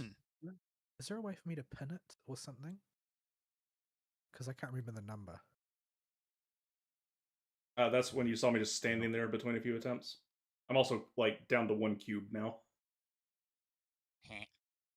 So yeah, the Steam Deck we don't need to talk about. The controller, looks fine. It's got some interesting features as well. I mean, they've clearly learned some lessons from their last controller. Oh, really? Which I have to do the solo? Unable to interact in co-op mode. Oh, there That's you go. The worst. Okay, I hate this boss, but I'm gonna have to do it later. Yeah. Like, it's they've got some interesting things done about it, but it's more or less an evolution of their clownish attempt at the last time. The last controller used the trackpads as joysticks, and it did not work. Yeah, the simple fact this one has joysticks on it, that they heavily advertise their how they put them together inside the little webpage for it, and they look like actual joysticks instead of the dumb plastic with the strip in it that breaks all the time. Yep. From modern other controllers, that makes this a interesting proposition depending on the price. Yeah, and that's what it's going to come down to for everything here. It's all about the price. Yeah, is Steam willing to take a loss on the hardware to get more people on the Steam store through this stuff? Or more willing to buy more Steam crap? Or are they going to try and make a profit off the hardware itself? Over the past year or so, the cost of RAM has roughly doubled. Like, it has, yeah. We're not in a good time right now for a lot of this type of thing. I mean, the thing is, I'm not like in some sense I don't trust these devices. Like the headset. Honestly, the headset is easier to accept in a lot of ways because it's just adding more features. Certain things like their streaming throttling software that they're implementing is very interesting, but I need to see that it actually works. So the idea is similar. Like, you know how the rendering load on a VR device is typically alleviated by calculating the 10% of the screen that you actually look at. Yes. With your eyes. So what they're planning to do is try and develop, well, they claim they have developed a streaming equivalent where the data is going to be streamed at higher resolution based on where you're looking from the source rendering. So Yeah, so the that's bit a you're great actually theory, but you need the latency to be pretty much nil yeah, for it to work. your eye tracking needs to be spot on for it to work. Probably why That said, the AI algorithms are going to make that much easier now that that's more of a done thing. So you can have better anticipatory tracking rather than just trying to be faster than your ability to perceive. Yep. One other thing about the headset I've got to point out is it looks like the battery pack is at the back of the head, It is. which on the plus side means it's going to be more balanced, because that's kind of one of the things with the Quest is that default head strap is just awful. yeah. Don't use it. Did you get the overhead band, the one I recommended to you? I got one that's similar. Another one with the expanded battery at the back. Yeah, because that helps a ton. Yeah. The downside for this, of course, is that you can't replace that strap. That strap is the strap on the Steam goggles is what you're going to have to use. I mean that's fine. The need to replace the Quest 3 strap is more just because it's so terrible. It is rubbish. It is just a strap, no kind of structure around it at all to hold it on your head or anything. This thing appears to no have balancing, no nothing. this thing appears to have a proper, head grip on it. So it should be a lot more comfortable to wear. Yeah, and we don't know that part isn't not customizable either. They've gone No. out of their way to make it the whole thing disassemble into customizable parts, though. Like even like a layperson will probably be able to 3D print some solutions to these things, because like the entire front computational section is just magnetically clipped to the frame that you put on your head. And there's a lot of that stuff as technology in there's going to sync up, like the speakers and microphone and so on and so forth, and there's various sort of like counterbalancing stuff has to be done as far as that technology is concerned, but they have a lot of detachable parts on purpose. Let's But see. like, the thing that always weirds me out about VR devices is the idea of having a blower fan on your face is just kind of weird to me, because they use a blower fan to purge the heat from inside the visor. So yeah, the Quest 3 doesn't have one, but you can buy one by default. It's one of the most popular peripherals for it, because if you're like me and you get to play in a lot of Beat Saber or something very intense, it's going to start raining inside of your visor. Hang on. Just 440 grams. Hold this. the thing is, they didn't use OLED though. That's interesting. They used LCD, which means it has to be above room temperature in order to render fast enough. Because that's the thing with LCDs, right? They warm up, but they have to warm up because otherwise there's lag. Yep. So the device is going to run hotter than an OLED equivalent would, but in exchange, it's going to cost a fraction of the amount for those parts compared to the OLED parts. OLED would have lifted the cost of the device pretty significantly. Yeah. Just holding the Quest 3 and going by what's on there, not counting the additional battery on the back, it'll be significantly lighter. The Quest 3 is probably maybe at 700 grams. I hope Septimont doesn't bill me for ruining their arena. So yeah, it looks good. I'm not sure about the choice to go for LCDs over OLEDs, but compromises, I suppose. But at the end of the day, for all of these devices, it's going to come down to what the prices are. Yeah, well, I mean, they've said that it's going to be sort of like equivalent to the competitors. They didn't, of course, specify which package. But they aren't going to like paradigm shift the cost of VR equipment up or down. It's just going to be on par, I think, is where they're targeting. Yeah, that's fine. Like once my Quest 3 dies, and I know it will die because it's Facebook, I would not mind swapping to the Steam system as long as it's holds up. Yeah. I would like to get a controller at some point because that thing actually looks really good, and I'd probably even find a use for the Steam machine. But again, price. Yeah, the Steam machine, like, I don't think price comes into the discussion yet. The thing that they need to prove is that they can do the thermals and acoustics, because that form Yes. factor is not natural, and it doesn't have a Is blower true. fan. It's got an axial fan, which means it's got way lower pressure. The vents Mhm. are underneath, and the thing doesn't stand off from the floor very much, which means that anybody who puts it on carpet is going to cook their device, and they're going to have customer service ready to handle that. Yep. It is a 6-inch cube, by the way. It is teeny weeny. They actually designed the form factor by way of designing the fan first. They Mm. calculated, okay, the thermodynamic requirements of a device of the volume that we're targeting, and the target was that it can be put on a 6-inch entertainment station shelf. They basically started with the fan. Okay, so we need to move this much air in theory in order to keep this thing cool enough to function, and nearly every such device uses a blower fan, not an axial fan, which is kind of interesting because a blower fan generates way more static pressure than an axial fan for the volume of the instrument. So they've got a slightly deeper than usual custom 120 centimeter 120 millimeter fan in there. Yep. But they also jam the entire power brick in there. Yeah, which is going to It's not cause an a lot of heat. It's not an outboard power brick. The entire thing is jammed in there, and nearly the entire space inside the computer is heatsink. Yeah, It like looks there's a like couple of shots there where they show with the front panel off, and you can just see that's all just heatsink. yeah, it looks like they've got everything soldered onto the board, so you've got the ability to use sort of custom thermal solutions that are much better tolerance than you would in an attachable heatsink, because the entire thing is going to be fitted together perfectly in theory. So Mhm. the thermal conductivity in theory should be quite good. They don't have a lot of the sort of the frictional heat generation that you would for long tracks, because everything's going to be very local to everything else in some sense. But everything is in a very small box.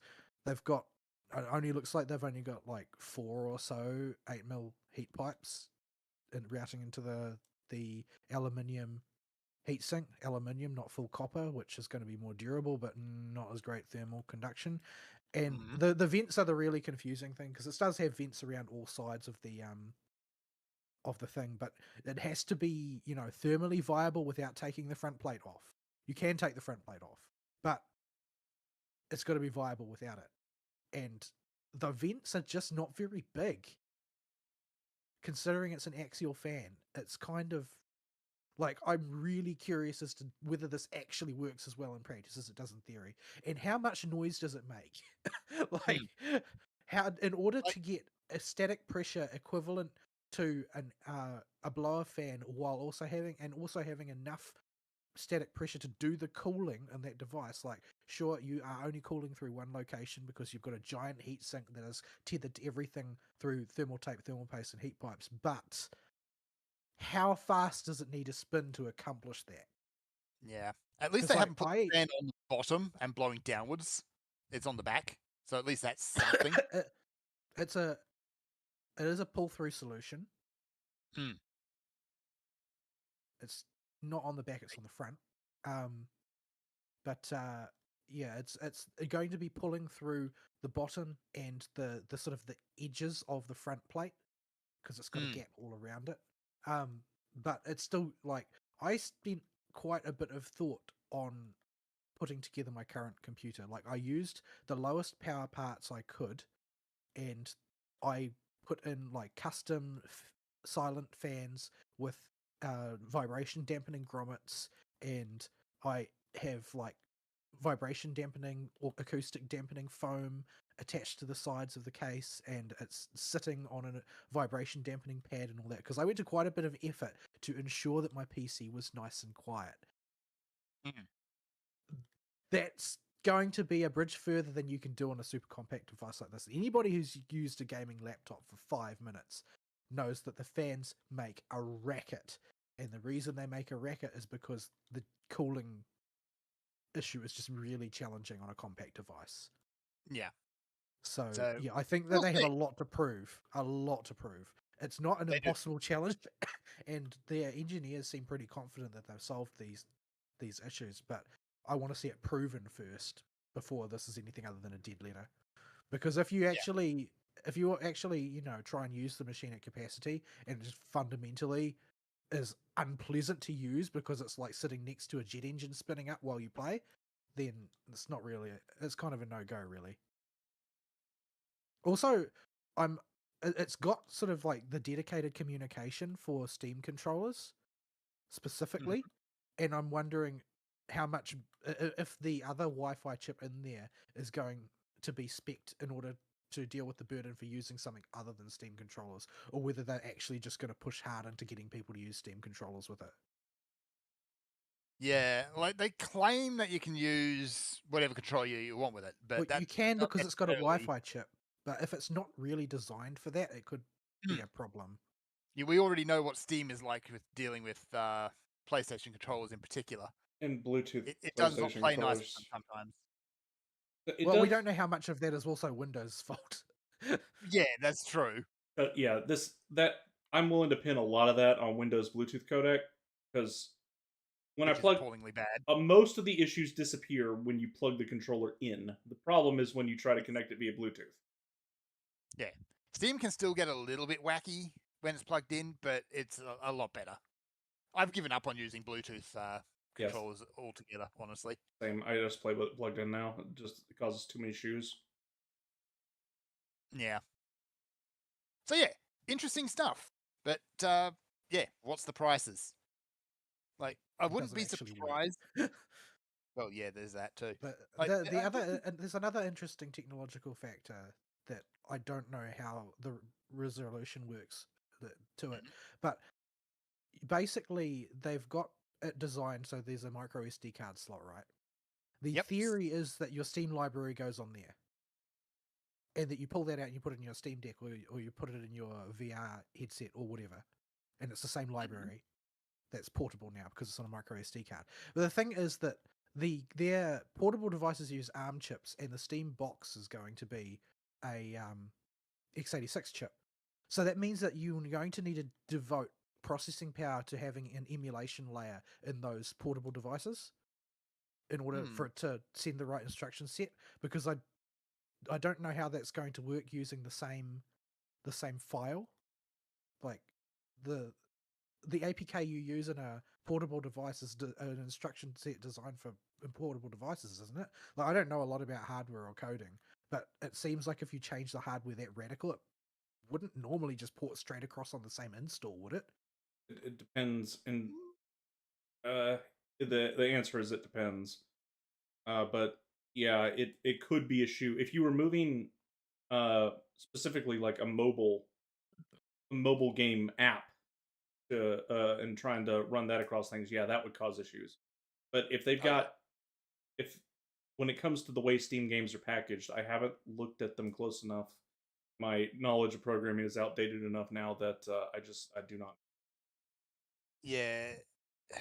Hopefully, because you're But going from they're making a SteamOS lot to of SteamOS, it shouldn't be a problem. But yeah, they're making a lot of breezy claims about it being seamless, but breezy claims about things being seamless very rarely seem to pan out in reality. there are always themes. So I think we're going to see probably the same sort of program that you've got on the Steam Deck, where things sort of like gradually get approved. It's like, oh yeah, this actually works for legit.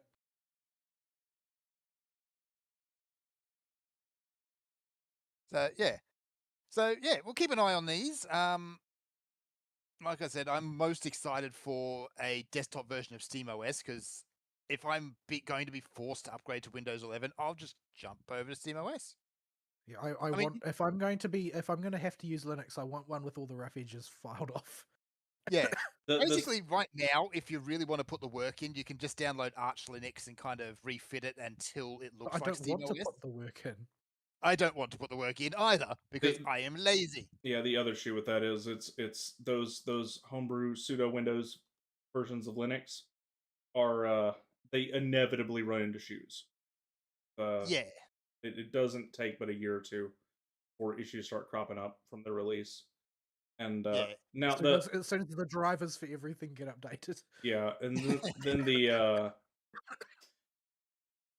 to say this in Steam's favor though. Every time I've used the Steam Deck's OS, built-in OS and PC mode to install a PC program to run, like when I did with 14 launcher and when I put Genshin on it and stuff, it has not put up a fight at all. Yeah. And it is I installed. think that comes down to basically Arch Linux, which is kind of designed as the gaming Linux at this point. Now I didn't There's a install. couple of others. I remember when I was in school, gaming Linux was like an oxymoron. It was. Yeah. But if you wanted to game, you just did not Linux. Yeah, you're still going to run into a lot of shoes on most Linuxes from what I understand, but the Steam Deck one in particular, whatever they've done with that version of Linux and their modifications to Proton, it works relatively well for video game applications. For other applications, I have no idea.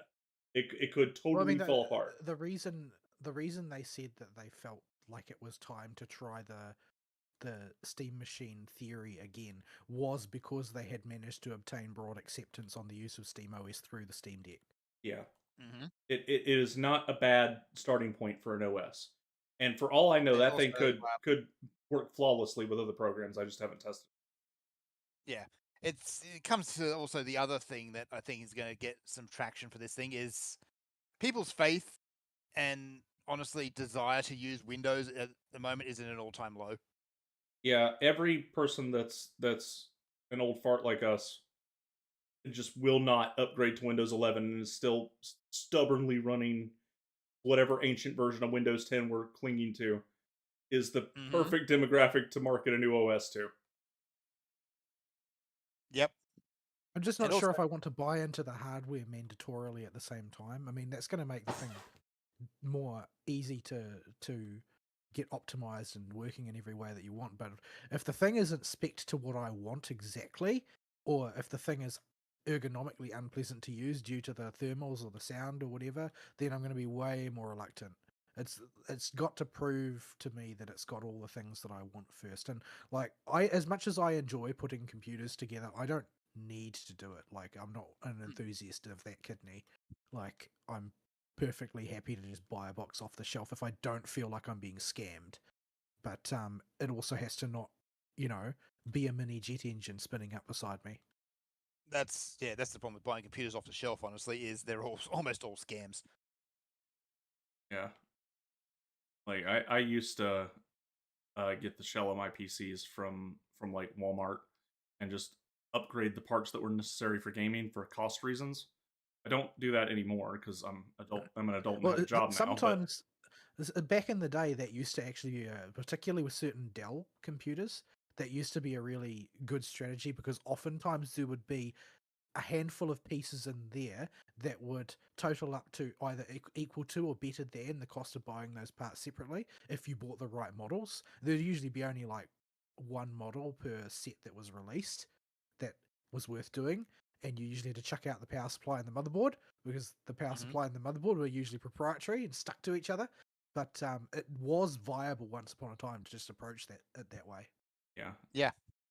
And I haven't really thought about it since I got a job and could afford just to do it normally, like, a sane person. But yeah. Incidentally, Fern, we have found the Wuwa version of Power Wash Simulator. Yay! Yeah, it's instanced, so your destruction is different to my destruction, but that just means that there's more destruction to go around. Lovely. Yeah, we found an arena where if you do a plunging attack, you destroy a section of these perfectly hexagonal plates on the floor, and you can. That's not Power Wash Simulator. That's the sand room. Yeah, you can just power wash the whole arena, except for the batch in the middle. Those are apparently a bit tougher. You gotta go through the whole room. Cutscenes take place standing on those, so they can't have them tampered with. But yeah, the rest of it, like, I hope Septimon's not planning to bill us for this. I've just about mowed this All right. whole lawn. The other big bit of news is one that I'm admittedly rather vague on, and that's apparently these changes coming to the Japanese law surrounding U.S. Western influence on their media. Is that a full But law they passed, or is it a? It's usually something they're just discussing in the house. It's sort of hard to tell when it's actually going to become law. yeah, like there's been a lot of various YouTubers around the place talking about it, but no one's really actually said exactly what it is. Yeah, I was under the impression it was still in talks and just they were discussing how Western media has had too much of an influence on Japanese works. Yeah. But that's as far as it's Ultimately, gotten. ultimately, aside from what sort of legal form this might take, there seems to be a major desire to push the Western influence away at this point. I mean, If it just look don't at work, Squeenix. Like somebody at Squeenix thinks that that's the way the wind is blowing, because they have and they put the axe absolutely out. gutted. They've gutted US influence on their company. And good, especially when you get people coming out and saying that their whole job is to kind of remove the Japanese influence or the Japanese flavor, I suppose, from a game. Don't. Yeah, well, That's how you play Japanese games. I mean, there've been people coming out and saying that, like, unashamedly. Yeah. Like they just want to stamp that stuff out. Like, and these are the same people who will use terms like cultural appropriation, unironically, when they're actually attempting mass cultural erasure. So again, this is another thing that's probably worth keeping an eye on. Yeah, there is apparently bills or something happening at the diet level, at least discussions. But yeah, it's all about pushing the West out and re-establishing the creative control of Japan on their media. Yeah, you're gonna have some rocks in implementation and enforcement. Yep. If you make any part of that a formal law, so I don't know what they're going to do because I the mean, thing, and the interesting thing is going to be, will Sony lobby for or against it? Because remember, Sony moved their power center to the US, and it made virtually everybody unhappy. But because the power is now in the US, nobody can do anything about it. yeah, like Squeenix is able to pull back.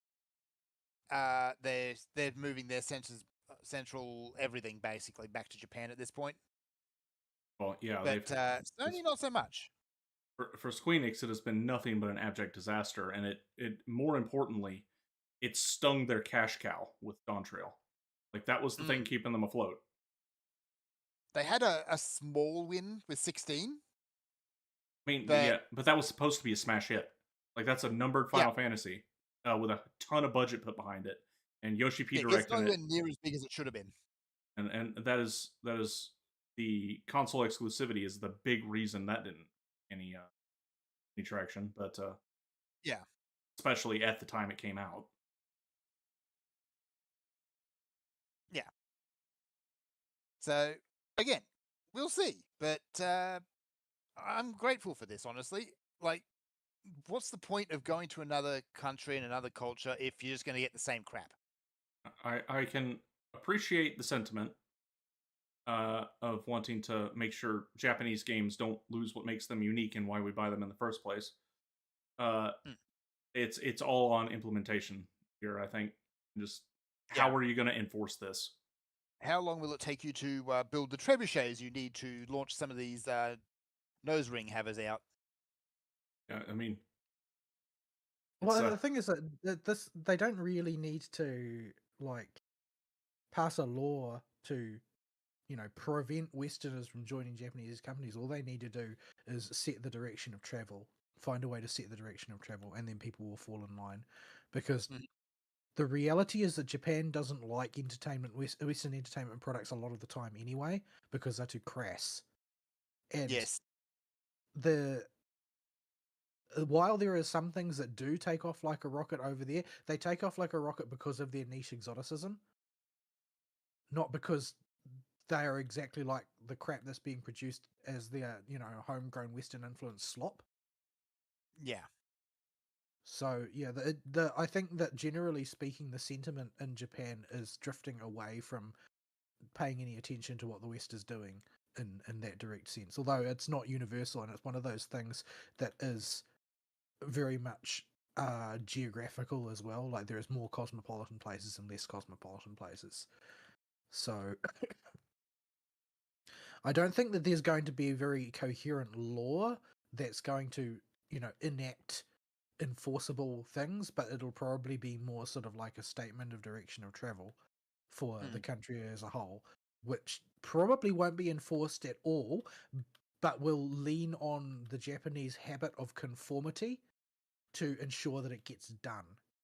Yeah. Also, if people or companies actually start making a good amount of money again, then that will also cement things. Yeah, I mean, the thing is that their country is starting to become known for things that become gross, in the sense that, like, Ghost of Tsushima was a great title and everybody loved it, and it did gangbusters for Japan and Japanese tourism even, but the sequel just made them look kind of stupid. Like, it still sold reasonably well. It made its money back, but the original. it wasn't like a absolute smash hit, even though it did make its money back, and it was it was more of a pastiche of samurai than it was actually a samurai game. Mm-hmm. And things like Assassin's Creed have really got their dander up as well, Yeah. because it comes across like a mockery of Japanese culture, which is going to naturally make them want to protect it more aggressively. Yeah. All right. Any other bits of news that are really standing out again? Yeah. Words. Standing out. Why are they making a Horizon MMO? Because giant robot dinosaurs are cool, I guess. I'm sure they But got it's it. not going to be cool. I guarantee you it won't be cool. It'll be retarded. I Yeah. get if it comes out and makes it out of dev hell, Which it will be shut down within 6 months. Yeah. Like, honestly, the setting, well, most of the setting for Horizon is pretty cool. It's just like, here's the United States. Here's robot dinosaurs. Off you go. I remember when I think you're thinking too abstractly, though. That's not enough to sell an MMO. No, it's not. Just that it's not unreasonable does not make it compelling. Yeah, they So And it's that's like, why does Sony think that this is such a compelling property to begin with? Like, it's never really done numbers for them. the first one did okay, but after that, it's just been kind of eh. Yeah, but it did okay in a sales tail that extended for like 10 years. Yes. Yeah, But beyond that, it is like it's the Ubisoft open world game. And It's the exact same. Every subsequent one has been less popular than the one before it. Yeah. And honestly, the worst part of that game series is Aloy, the protagonist. I remember. Also, that whole reborn Messiah bullshit story that she's got going on. But yeah, I don't know anything just about that. I don't know. It was never compelling enough for me to want to play it. Yeah. I So remember. you took robot dinosaurs and you made them lame. I remember when the first trailer for that game came out, and there was no Aloy, there was no story or anything, just the concept trailer at whatever press conference we saw it on, and I was It like, was one of the E3s, I think. yeah, I was like, robot dinosaurs, you can work with that. That could be fun. This was back before my optimism was on life support, and then the game came out and Aloy was there. Oh, that's how you mess it up. Yeah, I played it through all the way. I didn't play 100% the game because after the twist ending, I should say, I realized that everyone in this world is a complete freaking moron, and I want nothing more to do with it. Yeah, I suppose on the upside, if it's an MMO, then you'll be able to create a character you won't have to play as like a red-haired Seth Rogen. But she'll be around. I mean, maybe you Oh, can that kill her. you'll be some other reincarnation Jesus figure. I mean, yeah. Just you wait. They'll Traherne her in the story, but unlike Guild Oh, Wars they will 2, Traherne her in the story. unlike Guild Wars 2, they won't learn the lesson that nobody likes her. They won't let you get your catharsis on. Stupid Traherne. So yeah, that's a thing. Honestly, I don't see it getting out of development hell. Oh yeah, it's a Horizon project, which means it's made by Modern California, which are they got shoes. Yeah, and ultimately it'll Didn't be New the World Ubisoft recently collapse sandbox, too? except with multiple players running around. Didn't what recently collapse fall? Didn't New World recently collapse? Yeah. That's because Amazon realized that you can't just keep throwing money at a project and it'll succeed magically. But isn't this exactly what Sony is planning on doing? Yeah. Yes. Yeah, this is New World died when Amazon shuttered most of its gaming divisions earlier about a month Yes, ago. because they tried to kill Steam by throwing money at the problem. Like it seems to me like it's really weird to announce another sort of MMO right on the back of one dying the death when it was one of the ones that was as a last gasp trying to revive the genre. Yeah. I'd love for MMOs to come back and do some interesting things, but I think those days are also gone. Well, I think that they can't come back and do interesting things because they're MMOs. Nowadays, what it means to be an MMO has certain implications to it, and those things prevent it from doing anything that interesting. Like, you would need somebody within an existing MMO who understood them really well to decide, okay, we can go a different direction with this. I don't think you can start it from the ground up because it's going to be billed as an MMO and people have certain expectations, and the money men will expect you to comply with those expectations. It's always the money, man. Special. So yeah, it'll be, you got a cool hook, but once you get through what passes for a story, it'll be, okay, here's the treadmill. Yeah, the other Here's thing. the shop attached to the treadmill. Yeah, and because of the hyper microtransaction nature of things these days, and the simple ease of information of any game you want, unless you're Wuwa, you'll get information. It'll just be probably wrong, as I found. Or very confusing at very least. It's just really hard to. It's actually literally impossible to create that same kind of environment that fostered the success of early MMOs. So you got to iterate, you got to innovate in some. And yeah, well, we also can't move back to a world without freaking streamers. Also, yeah. Yeah, like because I feel like they are going to be they are a lead weight against anybody ever being able to revive the way MMOs were. Because people participate in games by not participating in games these days. I still remember my first experience with Fallout 76. Before anything else about that game, at that point, it was walk out of the vault, and here's half a dozen streamers, all with open mics, right outside the vault.